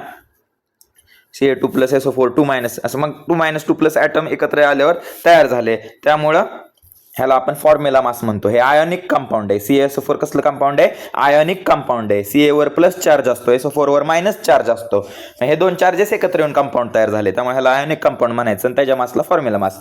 बाकी सगळं सेम आहे, सेम ॲज मॉलिक्युलर मास. जसं मॉलिक्युलर मास काढलं तसंच आयोनिक मास फॉर्म्युला मास काढायचंय. युनिट वगैरे सगळ्या गोष्टी सेम आहेत. कळतंय ना मित्रांनो? कळतंय नक्की? ओके, चलो जाऊया आपण पुढं. ठीक आहे, आता परत त्यांनी बघा फॉर्म्युला मासचे अजून उदाहरण दिले टेक्स्टबुक मध्ये. ठीक आहे ना, घ्यायचे का ते आपण? घ्यायचे का करताय तुम्ही? ते प्रॅक्टिस करा प्लीज यार घरी. म्हणजे कसं, आता मला घ्यायला काय नाही, लेक्चर आधीच 1 तासाच्या वर गेले आणि तुम्हीच म्हणजे परत म्हणताय लेक्चर खूप मोठं होतं, लेक्चर खूप मोठं होतं. मला तसं नाही करायचं. मग प्रॅक्टिस करा. एक्सरसाइज तर मी घेणार आहे का नाही तुमची, मग एक्सरसाइज मध्ये तिथं सोडवलंच नाही का नाही. इथं सगळे सॉल्ड एक्झाम्पल दिलेत बघा. हे आपण हे डायरेक्ट एक्झाम्पल होतं, सॉल्ड नव्हतं पुस्तकामध्ये. ठीक आहे ना, ते आपण मनाने सॉल्व्ह केले आणि ह्याचं उत्तर 100% बरोबरच आहे. काय वेगळं करायचं होतं त्यात? तेच तर करायचं होतं. ठीक आहे, त्यामुळे जे सॉल्ड एक्झाम्पल आहेत, प्रॉब्लेम्स जे दिलेत पिवळ्या ब्रॅकेटमध्ये, ते तुम्ही सोडून घेताल. ठीक आहे ना, तो तुमचा होमवर्क आहे, तो सोडवा. कमेंट सेक्शन मध्ये फक्त मी काय सांगितलं, ग्लुकोजचं जे काढायला लावलंय एवढं, हे तुमचा होमवर्क आहे. हा कमेंट सेक्शन मध्ये लिहायचा आहे तुम्हाला फक्त. ठीक आहे ना, तेवढं फक्त करा माझ्यासाठी, बाकी काय नाही. चलो, पुढचा कन्सेप्ट आहे मोल कन्सेप्ट. ठीक आहे, थोडंच राहिले मित्रांनो, जास्त नाही. हो का, थोडंच राहिले, धडा संपला. हो का, 3 तर स्लाइड आहेत, 1 2 3. ठीक आहे, मोल कन्सेप्ट. चलो उरकून टाकू, निपटून टाकू. 10 वेळा तेच गाणं गाण्यापेक्षा एकदाच उरकून टाकू. ठीक आहे ना. आता मोल कन्सेप्ट अँड मोलर मास. आता हे सेम कन्सेप्ट आहे, जास्त काय अवघड नाही. जसं आपण क्वांटिटीज जे असतो, आता मी समजा म्हणतो मला 12 सफरचंद आणायचेत. 12 सफरचंदापेक्षा मी काय म्हणन, 1 डझन सफरचंद. बरोबर आहे ना. म्हणजे मी 12 सफरचंदालाच काय म्हणतोय, 1 डझन अशी क्वांटिटी देतोय. तसंच मॉलिक्युल्स मध्ये आपण ही जी क्वांटिटी आहे ती लार्जर क्वांटिटी आहे. जसं डझन आहे, डझन म्हणजे किती? 12 वस्तू. तसंच हे मोल आहे. ठीक आहे, मोल म्हणजे पण एक मोठी क्वांटिटी, त्यामध्ये बऱ्याच वस्तू येणार आहेत. कळतंय? 1 मोल म्हणजे किती असतात, तर एवढे असतात. जसं 1 डझन म्हणजे 12 वस्तू असतात, 1 डझनात 12 वस्तू आहेत. तसं 1 मोल म्हणजे किती? 6.022 into 10 to the power 23 atoms किंवा पार्टिकल्स किंवा आयन्स किंवा मॉलिक्युल्स. ठीक आहे, कळतंय सगळ्यांना? म्हणजे कुठल्या पण 1 मोल, समजा मी म्हणलं 1 मोल वस्तू आहे, 1 मोल ऑफ अ सबस्टन्स आहे, तर त्यात किती ॲटम्स असणार आहेत? 6.022 into 10 to the power 23 atoms असणार आहे. मी समजा म्हणलं किती मॉलिक्युल आहेत, तर एवढेच 6.022 into 10 to the power 23 molecule असणार आहे. जर मी म्हणलं ह्यात किती आयन्स आहेत, तर तेवढेच 6.022 into 10 to the power 23 ions आहेत. कळतंय सगळ्यांना? मग तेवढंच तुम्हाला लक्षात घ्यायचंय. ही डेफिनेशन आहे, एवढी फक्त एक रट्टा मारून घ्याल की 1 मोल म्हणजे काय? Amount of substance contain as many entities or particles as there are atoms exactly 12 gram of carbon 12 isotope. सगळीकडे बघा ते 12 ग्राम कार्बन 12 आयसोटोपचं कीर्तन गायलंय, ते तुम्ही पाठ करून घेता. ठीक आहे ना. त्यात मगजमारी लय करायची नाही, त्यात समजावण्यासारखं तर काहीच नाही. म्हणजे समजावण्याचा प्रयत्न केला तरी तुम्हाला कळणार नाही. कार्बन बरं आपण तुलना करतो. कार्बन हे कसलं आहे? वर्सटाईल एलिमेंट आहे, आपण शिकलोय. तो थोडं ॲनॉमलस बिहेवियर दाखवतो कधी कधी, त्यामुळे आपण कार्बन लहानपण म्हणजे 9वी पासून अगदी कार्बन शिकत आलोय. ठीक आहे ना. कार्बन सगळीकडे बघायला मिळतं, त्यामुळे कार्बनचा अभ्यास करतो. त्यामुळे सगळ्या गोष्टींची तुलना करताना आपण कार्बनवर करतो. ठीक आहे. 1 मोल म्हणजे काय? Amount of substance contains as many entities or particle. Entity or particle म्हणजेच काय? ते आपले ॲटम असू शकतात किंवा मॉलिक्युल असू शकतात किंवा आयन असू शकतात, काही असू शकतं. ते किती आहे? Exactly 12 gram of carbon isotope एवढं असतं. मग 12 ग्राम ऑफ कार्बन आयसोटोप मध्ये किती एंटिटीज असतात? एवढ्या असतात. तर 1 मोल म्हणजे किती? ही व्हॅल्यू पाठ करायची मित्रांनो. ठीक आहे ना. सरळ सरळ सांगतो, ही व्हॅल्यू तुम्हाला कुणी देणार नाही, तुम्हाला पाठ करायची. 6.022 एवढं लक्षात ठेवा फक्त. हे पुढचं नाही लक्षात ठेवलं ना तरी चालते, तुम्हाला फक्त एवढं लाग 6.022 इंटू 10 टू द पॉवर 23. काय विचारल ते? ॲटम्स असेल तर ॲटम्स लिहा, मॉलिक्युल्स असेल मॉलिक्युल्स लिहा, पार्टिकल्स असेल पार्टिकल्स लिहा, आयन्स असेल आयन्स लिहा. ठीक आहे. 1 मोल म्हणजे किती? 6.022 into 10 to the power 23 entities किंवा पार्टिकल्स. मग ते काही असू द्या, हेतलं काही लिहू शकता तुम्ही. ठीक आहे ना. जशी गरज असेल प्रॉब्लेमची तसं लिहिताल. ओके, चलो. Note that name of unit is mole. आता हे जर युनिटला आपण उच्चार कसं करतो? मोल. पण त्याला लिहिताना लिहितो फक्त MOL, ई लिहायचा नाही. लिहिताना फक्त लिहायचं ई. जसं डाल्टन ॲटॉमिक मॉलिक्युलर मास आपण कशात मोजत होतो? डाल्टन मध्ये मोजत होतो. पण लिहिताना आपण म्यू लिहायचो, यू लिहायचो. तसंच हे जर उच्चार करताना मोल करायचा, मोल मध्ये मोजतो. पण लिहिताना कसं लिहायचं? युनिट मोल असं लिहायचं. कळतंय सगळ्यांना? नक्की कळतंय? चलो पुढे बघा, आता नीट लक्ष द्या. मग ह्या नंबरलाच आपण काय म्हणतो, 10⁻23 वर आहे बरं का. हे मी तुम्हाला गेल्या वेळेस सांगितलं, हे एडिटिंग करता येत नाही ह्याचं. तर 6.022 हे नाही लक्षात ठेवलं तरी चालतंय. इंटू 10⁻23 ह्याला आपण म्हणतो ॲव्होगॅड्रोज कॉन्स्टंट, ॲव्होगॅड्रोज नंबर. तुम्ही एवढंच लक्षात ठेवायचंय. 1 मोल म्हणजे 6.022 इंटू 10⁻23 एंटिटीज किंवा पार्टिकल्स असं लक्षात ठेवा. ते पार्टिकल ॲटम असू शकतात, मॉलिक्युल असू शकतात किंवा आयन्स असू शकतात. आता एक्झाम्पल ते काय म्हणतात, 1 mole of oxygen atom is equal to 6.022 into तेच 1 मोल ऑफ ऑक्सिजन म्हणजे किती, एवढे एवढे atoms of oxygen. 1 mole of water molecule किती, तर एवढे एवढे वॉटर मॉलिक्युल. आता इथं मॉलिक्युल लिहिलंय त्यामुळे इथं पण आपण काय लिहिणार, मॉलिक्युल. इथं ॲटम लिहिलंय त्यामुळे इथं पण काय लिहितो आपण, ॲटम लिहितो. इथे तर बघा 1 mole of sodium chloride is equal to, आता NaCl आहे हे, सांगा आयोनिक कंपाऊंड आहे त्यामुळे इथं काय लिहिलंय त्यांनी, फॉर्म्युला युनिट लिहिलंय. फॉर्म्युला मास शिकलो ना आपण का, हे कोणत्या कंपाऊंडसाठी असतं, आयोनिक कंपाऊंडसाठी. त्यामुळे सोडियम क्लोराईड हे आयोनिक कंपाऊंड आहे त्यामुळे त्याचं फॉर्म्युला मास लिहिण्यापेक्षा आपण फॉर्म्युला युनिट्स असं लिहितो. ठीक आहे, फॉर्म्युला युनिट्स असं लिहितो. आता अजून एक गोष्ट मी तुम्हाला आत्ताच सांगतो, नंतर सांगण्यापेक्षा.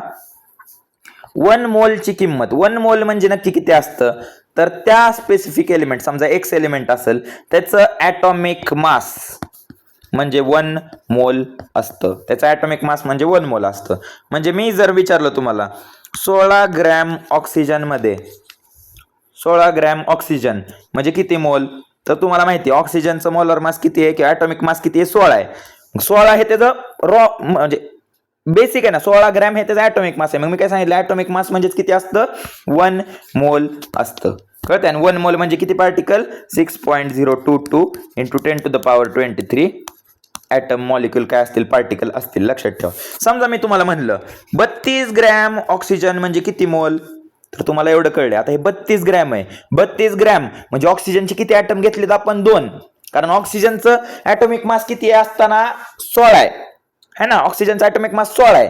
16चा 32 कधी होईल, जेव्हा आपण ऑक्सिजनचे ॲटम किती घेणार, 2. मग ह्याचं 16 ग्रॅम म्हणजे 1 मोल असेल तर 32 ग्रॅम म्हणजे किती मोल, 2 मोल. आता इथं तुम्ही काय करणार, 1 मोलची किंमत 6.022 होती, 2 मोल म्हणजे काय, 2 ने ह्याला मल्टिप्लाय करायचा. कळतंय, एवढे एवढे ॲटम्स किंवा एवढे एवढे मॉलिक्युल्स 32 ग्रॅम ऑक्सिजन मध्ये एवढे ॲटम्स असतील किंवा 32 ग्रॅम ऑक्सिजन मध्ये एवढे मॉलिक्युल्स असतील. जसं विचारलंय तेवढं सांगायचं. फक्त तुम्ही आता काय लक्षात ठेवायचंय, जेवढं वस्तूचं ॲटॉमिक मास असतं, ठीक आहे ना, वस्तू सिंगल असतं ना, ठीक आहे ना, त्याला कुठलाच सिंगल ॲटमचं मास, सिंगल ॲटमचं जे काय मास असतं, ॲटॉमिक मास असतं, त्याला म्हणायचं 1 मोल. आणि त्याचा पट वाढला तर मोलचा पण पट वाढतो. 16 ग्रॅमचं 32 ग्रॅम झालं, 1 मोलचं 2 मोल झालं. ठीक आहे, कळतंय सगळ्यांना.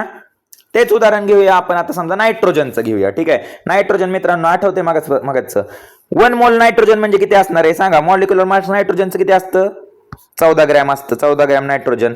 जर मी म्हणलं 28 ग्रॅम नायट्रोजन म्हणजे किती असणार आहे, तर तुम्ही काय लिहिणार, 2 मोल लिहिणार. आता मी तुम्हाला तेच विचारलं, 1 मोल म्हणजे 14 ग्रॅम नायट्रोजन मध्ये किती पार्टिकल असणार आहेत किंवा किती मॉलिक्युल असणार आहेत, तुम्ही काय उत्तर देणार, 6.022 इंटू 10⁻23 मॉलिक्युल विचारलं तर मॉलिक्युल लिहिणार तुम्ही, है ना, मॉलिक्युल एवढे असतात बाबा.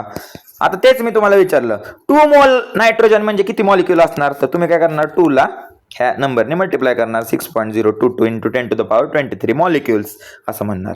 कळलं का मोल कन्सेप्ट, एवढाच आहे मोल कन्सेप्ट, दुसरं काही नाहीये मोल कन्सेप्ट मध्ये मित्रांनो, एवढंच आहे. तुम्हाला फक्त आता एवढंच लक्षात ठेवायचंय, 1 मोल म्हणजे त्या नंबरचा ॲटॉमिक मास, बस. त्याच्या पलीकडे तुम्हाला काहीही लक्षात ठेवायचं नाहीये. कळतंय. आणि तेच ॲटॉमिक मास जेव्हा मोल मध्ये आपण लिहितो ह्यालाच आपण मोलर मास सुद्धा म्हणतो. ठीक आहे, हेच ॲटॉमिक मास आहे, ह्यालाच आपण मोलर मास पण म्हणतो. दोन्ही एकच आहेत, शब्दात फक्त केमिस्ट्रीत लय फरक पडतो, म्हणजे थोडासा फरक देतात, कन्सेप्ट तर एकच आहे. त्यामुळे ह्यालाच ॲटॉमिक मास म्हणा आणि ह्यालाच मोलर मास म्हणा. ठीक आहे, ॲटॉमिक मास म्हणजेच मोलर मास असतं. पण फक्त जेव्हा आपण ते मोल मध्ये मोजतो ना, मोलचा कन्सेप्ट जेव्हा येतो तेव्हा त्याला ॲटॉमिक मास म्हणण्याच्या ऐवजी आपण मोलार मास म्हणतो. कळतंय का, मोलचा कन्सेप्ट आला की त्याला ॲटॉमिक मास न म्हणता मोलार मास म्हणतो. एवढाच फरक आहे, फक्त शब्द बदललाय, कन्सेप्ट तोच आहे, वजन तेवढंच राहणार आहे, 14 ग्रॅमच राहणार आहे. ॲटॉमिक मास पण 14 ग्रॅमच आहे, मोलार मास सुद्धा 14 ग्रॅमच एवढंच आहे. कळतंय का, फक्त ह्याचं युनिट बदलतं. जेव्हा आपण ॲटॉमिक मास लिहितो तेव्हा ॲटॉमिक मास आपण कशात लिहितो, ग्रॅम चुकले, हे ॲटॉमिक वेट लिहिलं आपण कशात लिहितो सांगा, म्यू मध्ये लिहितो. ठीक आहे, हे झालं ॲटॉमिक मास, कारण आपण हे म्यू मध्ये लिहिलंय. जर मी तुम्हाला म्हणलं की ह्याच मोलार मास लिहा, तर मोलार मास म्हणजे काय असतं, तर त्याचं युनिट आहे ग्रॅम पर मोल. त्याचं युनिट काय आहे, ग्रॅम पर मोल. मग मी तुम्हाला विचारलं की नायट्रोजनचं 1 मोलचं किती म्हणजे किती मोलार मास आहे त्याचा, तर तुम्ही लिहिणार 14 ग्रॅम पर मोल. नायट्रोजन किती आहे, तर 28 ग्रॅम पर मोल. बस एवढंच कळतंय. म्हणजे mu is equal to gram per mole, एवढं लक्षात ठेव. म्यू म्हणजेच ग्रॅम पर मोल असतं. फक्त ते म्यू लिहिलं की ते होतं ॲटॉमिक मास आणि ग्रॅम पर मोल लिहिलं की होतं मोलार मास. बस तेवढाच फरक आहे, बाकी काही नाही. कळतंय सगळ्यांना, हे कळलं असेल. मग चलो पुढे मोलार मास, तेच सांगितलं मी तुम्हाला आता, काही फरक नाहीये. बघा, mass of 1 molecule of substance in gram is called molar mass. तेच जर आपण ग्रॅम मध्ये मोजलं तर त्याला म्हणायचं molar mass. Molar mass of any element in gram is numerically equal to the atomic mass of element in u. बघा सरळ आहे. मोलार मास कुणाचे इक्वल आहे म्हणतात, ते ॲटॉमिक मास. मोलार मास म्हणजेच ॲटॉमिक मास. त्यांनीच इथं दुसऱ्या लाईनीत स्पष्ट केलंय. मी पण मागच धरणं तेच सांगतोय तुम्हाला. फक्त म्यू मध्ये लिहिलं तर ते झालं ॲटॉमिक मास, ग्रॅम पर मोल मध्ये लिहिलं तर ते झालं मोलार मास. सिंपल. आता हा मोल काढण्यासाठी फॉर्म्युला आहे, हे तर मी तुम्हाला आधीच सांगितलंय. मोल काढण्यासाठीचा फॉर्म्युला आहे हा, सिंपल. जर आता मी तुम्हाला म्हणलं तेच आहे, काही वेगळं नाही मित्रांनो, कन्फ्युज होऊ नका. फॉर्म्युला काय, number of moles is equal to mass of substance in gram is equal to molar mass of substance in gram per mole. म्हणजे जर मी तुम्हाला म्हणलं की 28 ग्रॅम नायट्रोजन मध्ये किती, 28 ग्रॅम नायट्रोजन म्हणजे किती मोल, 28 ग्रॅम काय म्हणलं मी, नायट्रोजन म्हणजे किती मोल, तर तुम्हाला माहिती 28 ग्रॅम आपल्याला हे दिलंय, मास ऑफ सबस्टन्स दिलाय किती, 28 ग्रॅम. नायट्रोजनचा मोलार मास किती असतं सांगा, नायट्रोजनचा मोलार मास किती आहे, 14, बरोबर ना, 14 ग्रॅम पर मोल मोलार मास आहे ना, हा मोलार मास आहे मित्रांनो. त्यामुळे आपण काय लिहितोय, युनिट ह्याचं ग्रॅम पर मोल लिहितोय. मग बघा 14 1 14, 14 2 28, किती मोल झालं, 2 मोल. सांगितलेलं का नाही मगाशी, आठवतंय का, 28 ग्रॅम म्हणजे किती मोल, 2 मोल. दिसतंय का, मगाशीच माझं हे शिकून झालंय तुम्हाला. आता फक्त त्यांनी फॉर्म्युलाचं वळण दिलंय त्याला, फक्त बाकी काय नाही. हा फॉर्म्युला आहे, लक्षात ठेवा. म्हणजे जे दिलेलं असतं भागिले जे मोलार मास आहे ते केलं की जे मोल मिळतील ते आहेत आपले नंबर ऑफ मोल्स. आणि नंबर ऑफ मोल्स, 1 मोलची किंमत आहे 6.022 इंटू 10 टू द पॉवर 23. मग 2 मोल म्हणजे काय राहणार आहे, तर 12.044 into 10 to the power 23. 6.022 into 2, 6 2 12, 2 2 4, 12.044 into 10 to the power 23 molecules एवढे ह्यात असणार आहेत. सिंपल. नंबर ऑफ मॉलिक्युल म्हणजेच काय, नंबर ऑफ मोल गुणिले ॲव्होगाद्रो नंबर. ठीक आहे, आता नंबर ऑफ मोल किती आले, 2. 6.022 इंटू 10 टू द पॉवर 23. मग number of molecule 28 gram of nitrogen मध्ये किती नंबर ऑफ मॉलिक्यूल असणार आहे, तर 12.044 into 10 to the power 23 molecule असणार आहे. कळलं सगळ्यांना, कळलं का, नक्की कळलंय सगळ्यांना, नक्की समजून घ्या विद्यार्थी. नीट बघा, 2 मिनिट शांतीला धरा, नीट बघा, मी जे काय म्हणलो ते नीट बघा. 5 1 मिनिट व्हिडिओ वाटलं तर रिवाइंड करा, है ना. माग हे कन्सेप्ट बघा, हिथंच मी तुम्हाला अर्ध्या गोष्टी क्लिअर केल्यात आणि हिथं फक्त त्याच गोष्टी फॉर्म्युल्याच्या स्वरूपात दिल्यात, बाकी काही नाही. तुम्हाला फक्त फॉर्म्युला लक्षात ठेवायचंय. गणित देतील, गणितात ते उदाहरण म्हणजे एवढं मास देतील वस्तूचं, ते मास सरळ सरळ इथं ठेवायचं. मोलार मास देतात, मोलार मासने डिवाइड करायचं, नंबर ऑफ मोल मिळतात. आपल्याला माहिती 1 मोल म्हणजे 6.022 एवढे मॉलिक्यूल असतात. 2 मोल म्हणजे 2 ने मल्टिप्लाय करायचं, 3 मोल उत्तर आलं असतं. तर उत्तर काय, मग काय लिहिलं असतं तुम्ही, ठीक आहे, काय लिहिलं असतं मग तुम्ही, 3 गुणिले 6.022 हे तेवढे मॉलिक्यूल आले असते. ठीक आहे, अजून एक उदाहरण घ्यायचं का, अजून एक उदाहरण म्हणजे तुम्हाला जास्तीचं कळेल थोडं.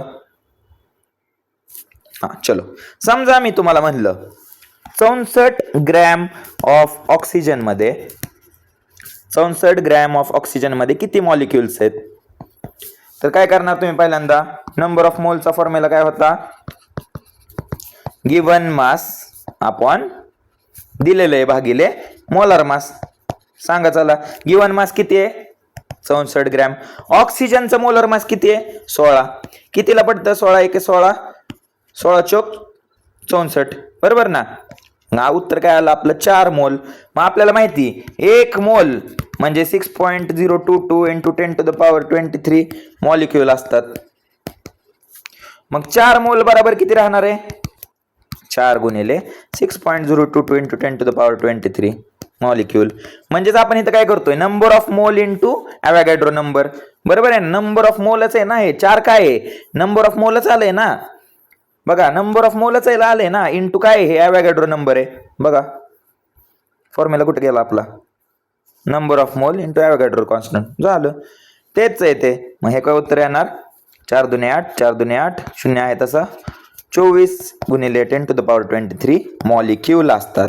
आणि लास्ट लाईन फक्त लिहायची की 64 ग्रॅम ऑक्सिजनमध्ये 24.088 इंटू 10⁻23 मॉलिक्युल्स असतात. कळतंय सगळ्यांना?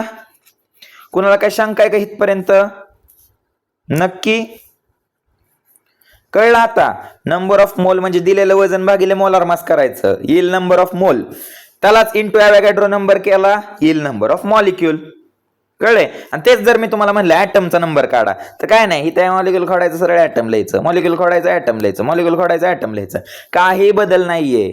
कळतंय का सगळ्यांना? कारण शिकतानाच आपण काय शिकलोय, 1 मोल म्हणजेच काय, तर काही पण असू शकतं, कुठली पण एंटिटी. मग ते ॲटम असू द्या, मॉलिक्यूल असू द्या, आयन असू द्या, फक्त शब्द बदलायचा आहे. ॲटम विचारले मॉलिक्यूलच्या ऐवजी ॲटम लिहायचं आहे फक्त.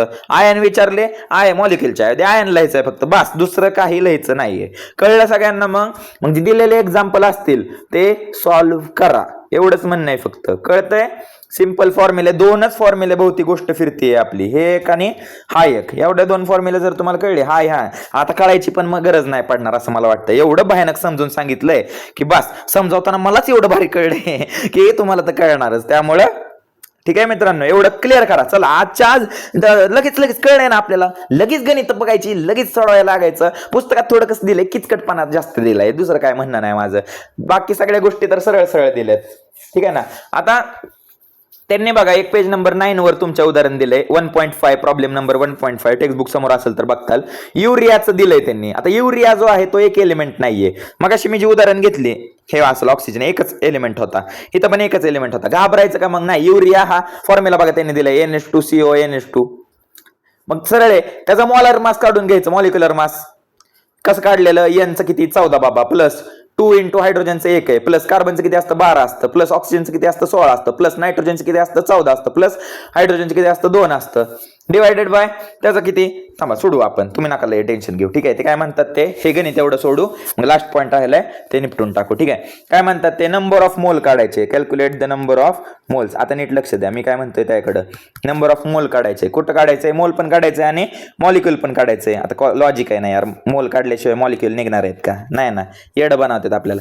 हा, कशात काढायचंय, युरियामध्ये काढायचंय. युरिया किती दिलाय, 5.6 ग्रॅम एवढा दिलेला आहे. किती दिलाय, 5.6 ग्रॅम एवढा दिलेला आहे. मग चलो आधी आता युरियाचा फॉर्म्युला. आता ह्याचा आपल्याला युरिया काय एक एलिमेंट नाहीये, त्यासाठी आधी त्याचा गिवन मास दिलाय आपल्याला. मोलचा फॉर्म्युला काय, number of moles is equal to given mass upon molecular mass किंवा मोलार मास. आता एक सबस्टन्स असलं की मोलार मास म्हणतो आपण. आता इथं मॉलिक्यूल आहे ना, अख्खा युरियाचा एक मॉलिक्यूल आहे, त्यामुळे युरियाचं. पण आता हे आपल्याला माहिती का नाही, त्यामुळे आधी हे काढून घ्या. आपल्याला फक्त एवढं माहिती आहे, 5.6 भागिले काहीतरी करायचं, हे काहीतरी आपल्याला काढायचं म्हणजे मॉलिक्युलर मास काढायचं आहे. मग युरियाचा फॉर्म्युला काय दिलाय त्यांनी, NH2 परत CONH2. बघा मग सरळ आहे.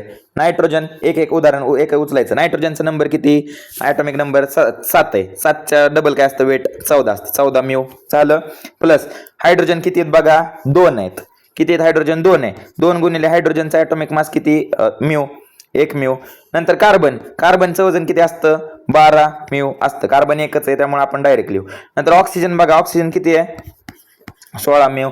अधिक सेम नायट्रोजन किती आहे, 14 म्यू.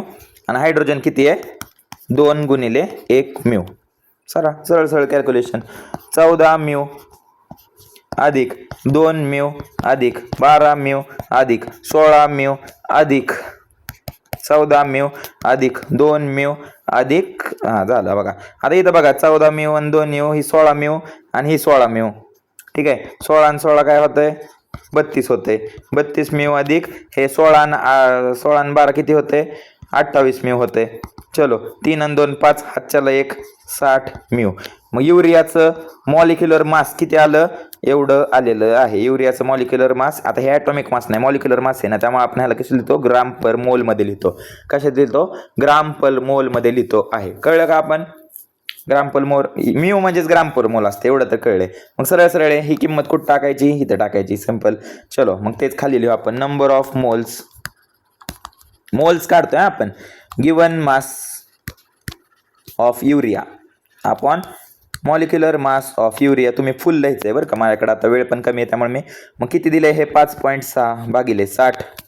डेसिमल काढायचं आहे तर 10 ने दोन्ही बाजूला डिवाइड अँड मल्टिप्लाय करा, हे 56 होणार आणि हे किती होणार 600. तर सरळ सरळ एकाने ह्याने हे करून घ्या, ठीक आहे. 2 ने डिवाइड करायचं, 2 2 चा 4 बरोबर, 2 टू चा 4 हात चला, 2 8 चा 16, 3 इंटू हे 100 आहे तसं राहू द्या, ठीक आहे. ह्याला डिवाइड करून घ्या, 28 3 सरळ सरळ, 9 त्रिक 27 हातच्याला 1 पॉईंट द्या, 0 घ्या, 3 त्रिक 9 सॉरी 3 त्रिक 9 ना, 9 हातच्याला 1, परत ही आहे त्याची स्टोरी, 9.33 भागिले 100. आता माहिती आहे तुम्हाला 2 0 खाली असल्यावर ते इकडं काय होणार, 2 0 ने 2 जागेने पुढे जाणार, म्हणजे 1 2 आणि 3 3 पॉईंट इथं होता ना, 2 जागेने शिफ्ट झाला, 1 2. कळलं, उत्तर काय आलं आपलं 0.0933 एवढं उत्तर आलं. एवढं काय आहेत, हे मोल काढले आपण, काय काढले मोल, म्हणजे मोल किती आले 0. नंबर ऑफ मोल किती आले, एक उत्तर तर मिळालं, नंबर ऑफ मोल्स किती आले 0.0933 मोल, एवढं आपलं उत्तर आलं. आता आपल्याला माहिती नंबर ऑफ मॉलिक्यूल काढायचंय. नंबर ऑफ मॉलिक्यूल साठी फॉर्म्युला काय आहे, मोल नंबर ऑफ मोल्स, ठीक आहे, number of moles into Avogadro number. Avogadro number काय तोच आपला, नंबर ऑफ मोल्स किती आले 0.0933, ॲव्होगॅड्रो नंबर किती 6.022 इंटू 1023. ह्याचा जर गुणाकार आपण केला तर जे उत्तर आपलं येईल, भयानक मोठं उत्तर आहे, सॉल्व्ह तुम्ही करायचे. आता हे सॉल्व्ह करताना पण बाळांनो लय किचकटपणा करायचा नाही, सरळ सरळ काय करायचं तर सिंपल, हो का, थांबा मी तुम्हाला दाखवतो, ठीक आहे. आता हे पॉईंट शिफ्ट करून घ्या, ह्यालाच मी काय लिहू शकतो मगाच सारखं, हे पॉईंट जर मी इकडे घेतले, मी काय बदलतोय का 9.33 इंटू 10 टू द पॉवर, ह्याला -2 लिहिलं तर काय बदललं का, नाही, हाय तसंच आहे, हाय तेच आहे सगळं, into 6.022 into 10 to the power 23. सगळे पॉवर एका बाजूला घ्या आणि राहिलेल्या नंबरचे ॲडिशन करा, सॉरी मल्टिप्लिकेशन करा, म्हणजे 9.3 पण सोडून द्या, तो काही गरज नाही, इंटू 6.02, तर हा एक 2 राहू द्या बरोबर. आणि हे काय आलं, बेस सेम आहे, पॉवरची काय होते addition, 23 plus -2 plus minus minus, 23 वजा 2 21 पॉवर एवढी आली. ह्यांचं दोघांची मल्टिप्लाय करायची फक्त, एवढं तर करू शकता, 602293, 9 3 दुने 6 3 दुने 6 0 6 त्रिक 18 9 दुने 18 9 2 चा 18 हातच्याला 1 19 1 1 9 5 45 9 6 54 6 8 आणि 6 14 हातच्याला 1 9 आणि 1 10 हातच्याला 1 8 9 10 हातच्याला 1 4 5 6 5 6 0 0 4 6 5 6 0 0 4 6. आणि ह्यालाच पॉईंट किती बघा, 1 2 3 4 पॉईंटने द्या, इंटू काय द्याल 10⁻21, ठीक आहे. आता ह्यालाच आपण परत 10 टू द पॉवर 22 लिहायला गेलं, ठीक आहे. आता पॉईंट आपण इकडे शिफ्ट करू, ठीक आहे, 2 अंकाने शिफ्ट केला, इकडं जर मी घेतला 0.56 एवढं उत्तर लिहिलं आणि लिहिलं इथं 10 टू द पॉवर 23 झालं. एवढे नंबर ऑफ काय आहेत, मॉलिक्युल्स आहेत. आपण आकडे काढले त्यामुळे उत्तर आपलं बघा असं आलं. तुमचं उत्तर पुस्तकात काय दिलंय 5.618. आता ठीक आहे, ते इथं बघा पॉवर पण बघा, इथं 23 आपण घेतली, तिथं किती घेतली 22. तुम्हाला पॉवर कळते ना मित्रांनो, ज्यांना कळत नसेल ना पॉवर शिकून घ्या. ह्यालाच आपण कसं लिहू शकतो अजून 5.6, एक नंबर इकडे गेला तर काय झालं, पॉवर कमी होते, 22 मॉलिक्युल्स झालं. तेच उत्तर आले 5.6. फक्त त्यांनी आपण पुढचे आकडे नाही लिहिले, त्यांनी पुढचे आकडे लिहिलेत, सिंपल.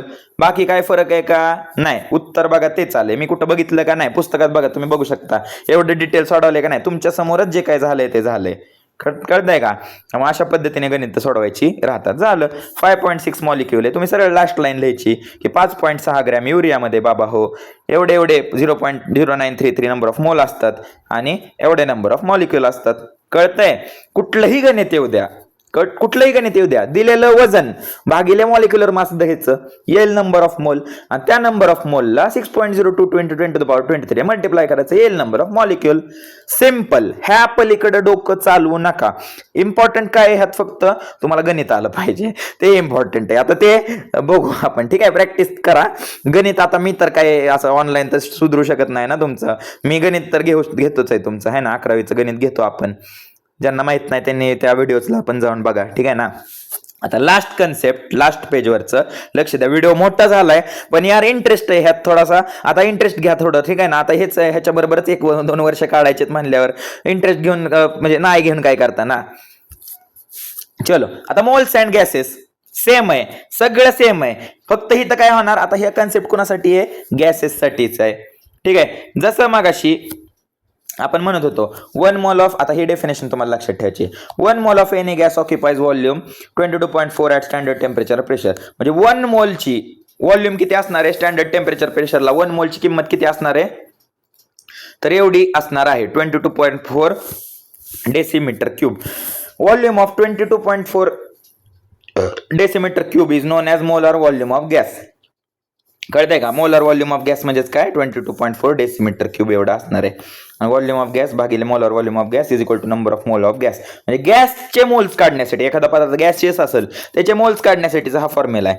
सेम कन्सेप्ट, सगळं सेम, फक्त इथं मोलर व्हॉल्यूम काय घेणार तुम्ही, 22.4 घ्यायचा बस. त्या पलीकडे काय नाही, जो दिलेला व्हॉल्यूम आहे त्याने त्याला डिवाइड करून घ्यायचं.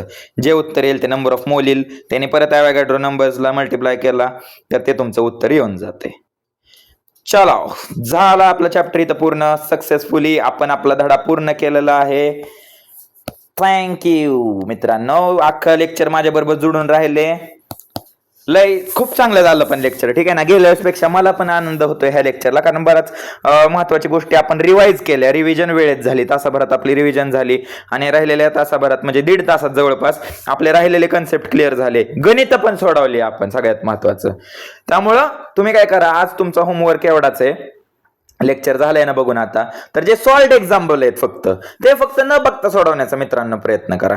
चुकू द्या, चुकलं तर ठीक आहे, चुकल. तुम्हाला असं नका समजू की पुस्तकात वेगळं गणित असतं. गणित वजाबाकी गुणाकार एवढं सगळं तर येतं ना सगळ्यांना. त्यामुळे बिंदास भिडा, तुम्हाला फॉर्म्युला माहिती, सगळं माहिती, कायला टेन्शन घ्यायचं एवढं ना, कळतंय. त्यामुळं व्यवस्थित गणित सोडवा. मी एक्सरसाइजवर एक सेपरेट व्हिडिओ बनवणार आहे. आता ह्याची गरज काय, कारण तुम्हाला ऍप्लिकेशन जमलं पाहिजे. बऱ्याच विद्यार्थ्यांची भीती काढायची आहे मला केमिस्ट्री बाबतीतची, त्यामुळे मी एक्सरसाइज घेतोय. नाही तर तसं कोण घेत नाही एक्सरसाइज. किंवा तुम्हाला फरक जाणवला असेल बाबा मित्रांनो. एवढे डिटेल कुठलाच कोचिंगवाला, कुठलाच अगदी टॉपचा असू द्या, भारतातला कुठला असू द्या, एवढे डिटेल कोण सोडून सांगतं का? मला फक्त दाखवा, तुम्ही नाव सांगा मला फक्त, मग बघून घेऊ आपण. एवढं डिटेल तुमच्या समोर मी सगळं सोडवलं, एवढी गणित तुमच्या समोर सोडवलीत. पुस्तकात तर दिले, पण पुस्तकात एवढं डिटेल दिलंय का? नाही दिलं. एवढं बेसिक पार एकदम लाईन टू लाईन ऍडिशन वगैरे करून, कारण मला तुमच्याविषयी वाटतं, कळतंय का. एवढा भागाकार करून, एवढा झक मारत भागाकार पुस्तकात तरी दिलाय का? नाही दिला, मी केलाय, ठीक आहे ना. इथं सुद्धा एवढं ऍडिशन मल्टिप्लिकेशन कसं करायचं, काय करायचं, एवढं कोण सांगितलंय का? नाही सांगितलं, आणि एवढं कोण सांगत पण नाही मित्रांनो, ठीक आहे ना. त्यामुळं जास्तीत जास्त लोकांपर्यंत आपलं चॅनल पोहोचवा. जे लोक चॅनलवर नवीन आहेत त्यांनी चॅनलला काय करायचंय, सबस्क्राईब करायचंय. जे जुने आहेत त्यांनी व्हिडिओला लाईक करा, शेअर करा, कमेंट करा. आणि राजा हो, होमवर्क करत चला. कमेंट सेक्शन भरभरून दिसला पाहिजे मला आता, कळतंय. कॉंग्रॅच्युलेशन, आपला चॅप्टर 1 संपलाय. भेटूया लवकरच एक्सरसाइज सोडवण्यासाठी आणि पुढच्या लेक्चरमध्ये, ठीक आहे. आपले बाकीच्या विषयाचे पण लेक्चर चालतात, त्यामुळं ते पण अटेंड करत चला, ठीक आहे. फिजिक्स, केमिस्ट्री, मॅथ्स, बायो सगळं करत चला. ओके, चलो बाय बाय. जे लोक नवीन आहेत कम्युनिटी जॉईन करा, लिंक डिस्क्रिप्शन मध्ये. Okay, bye bye.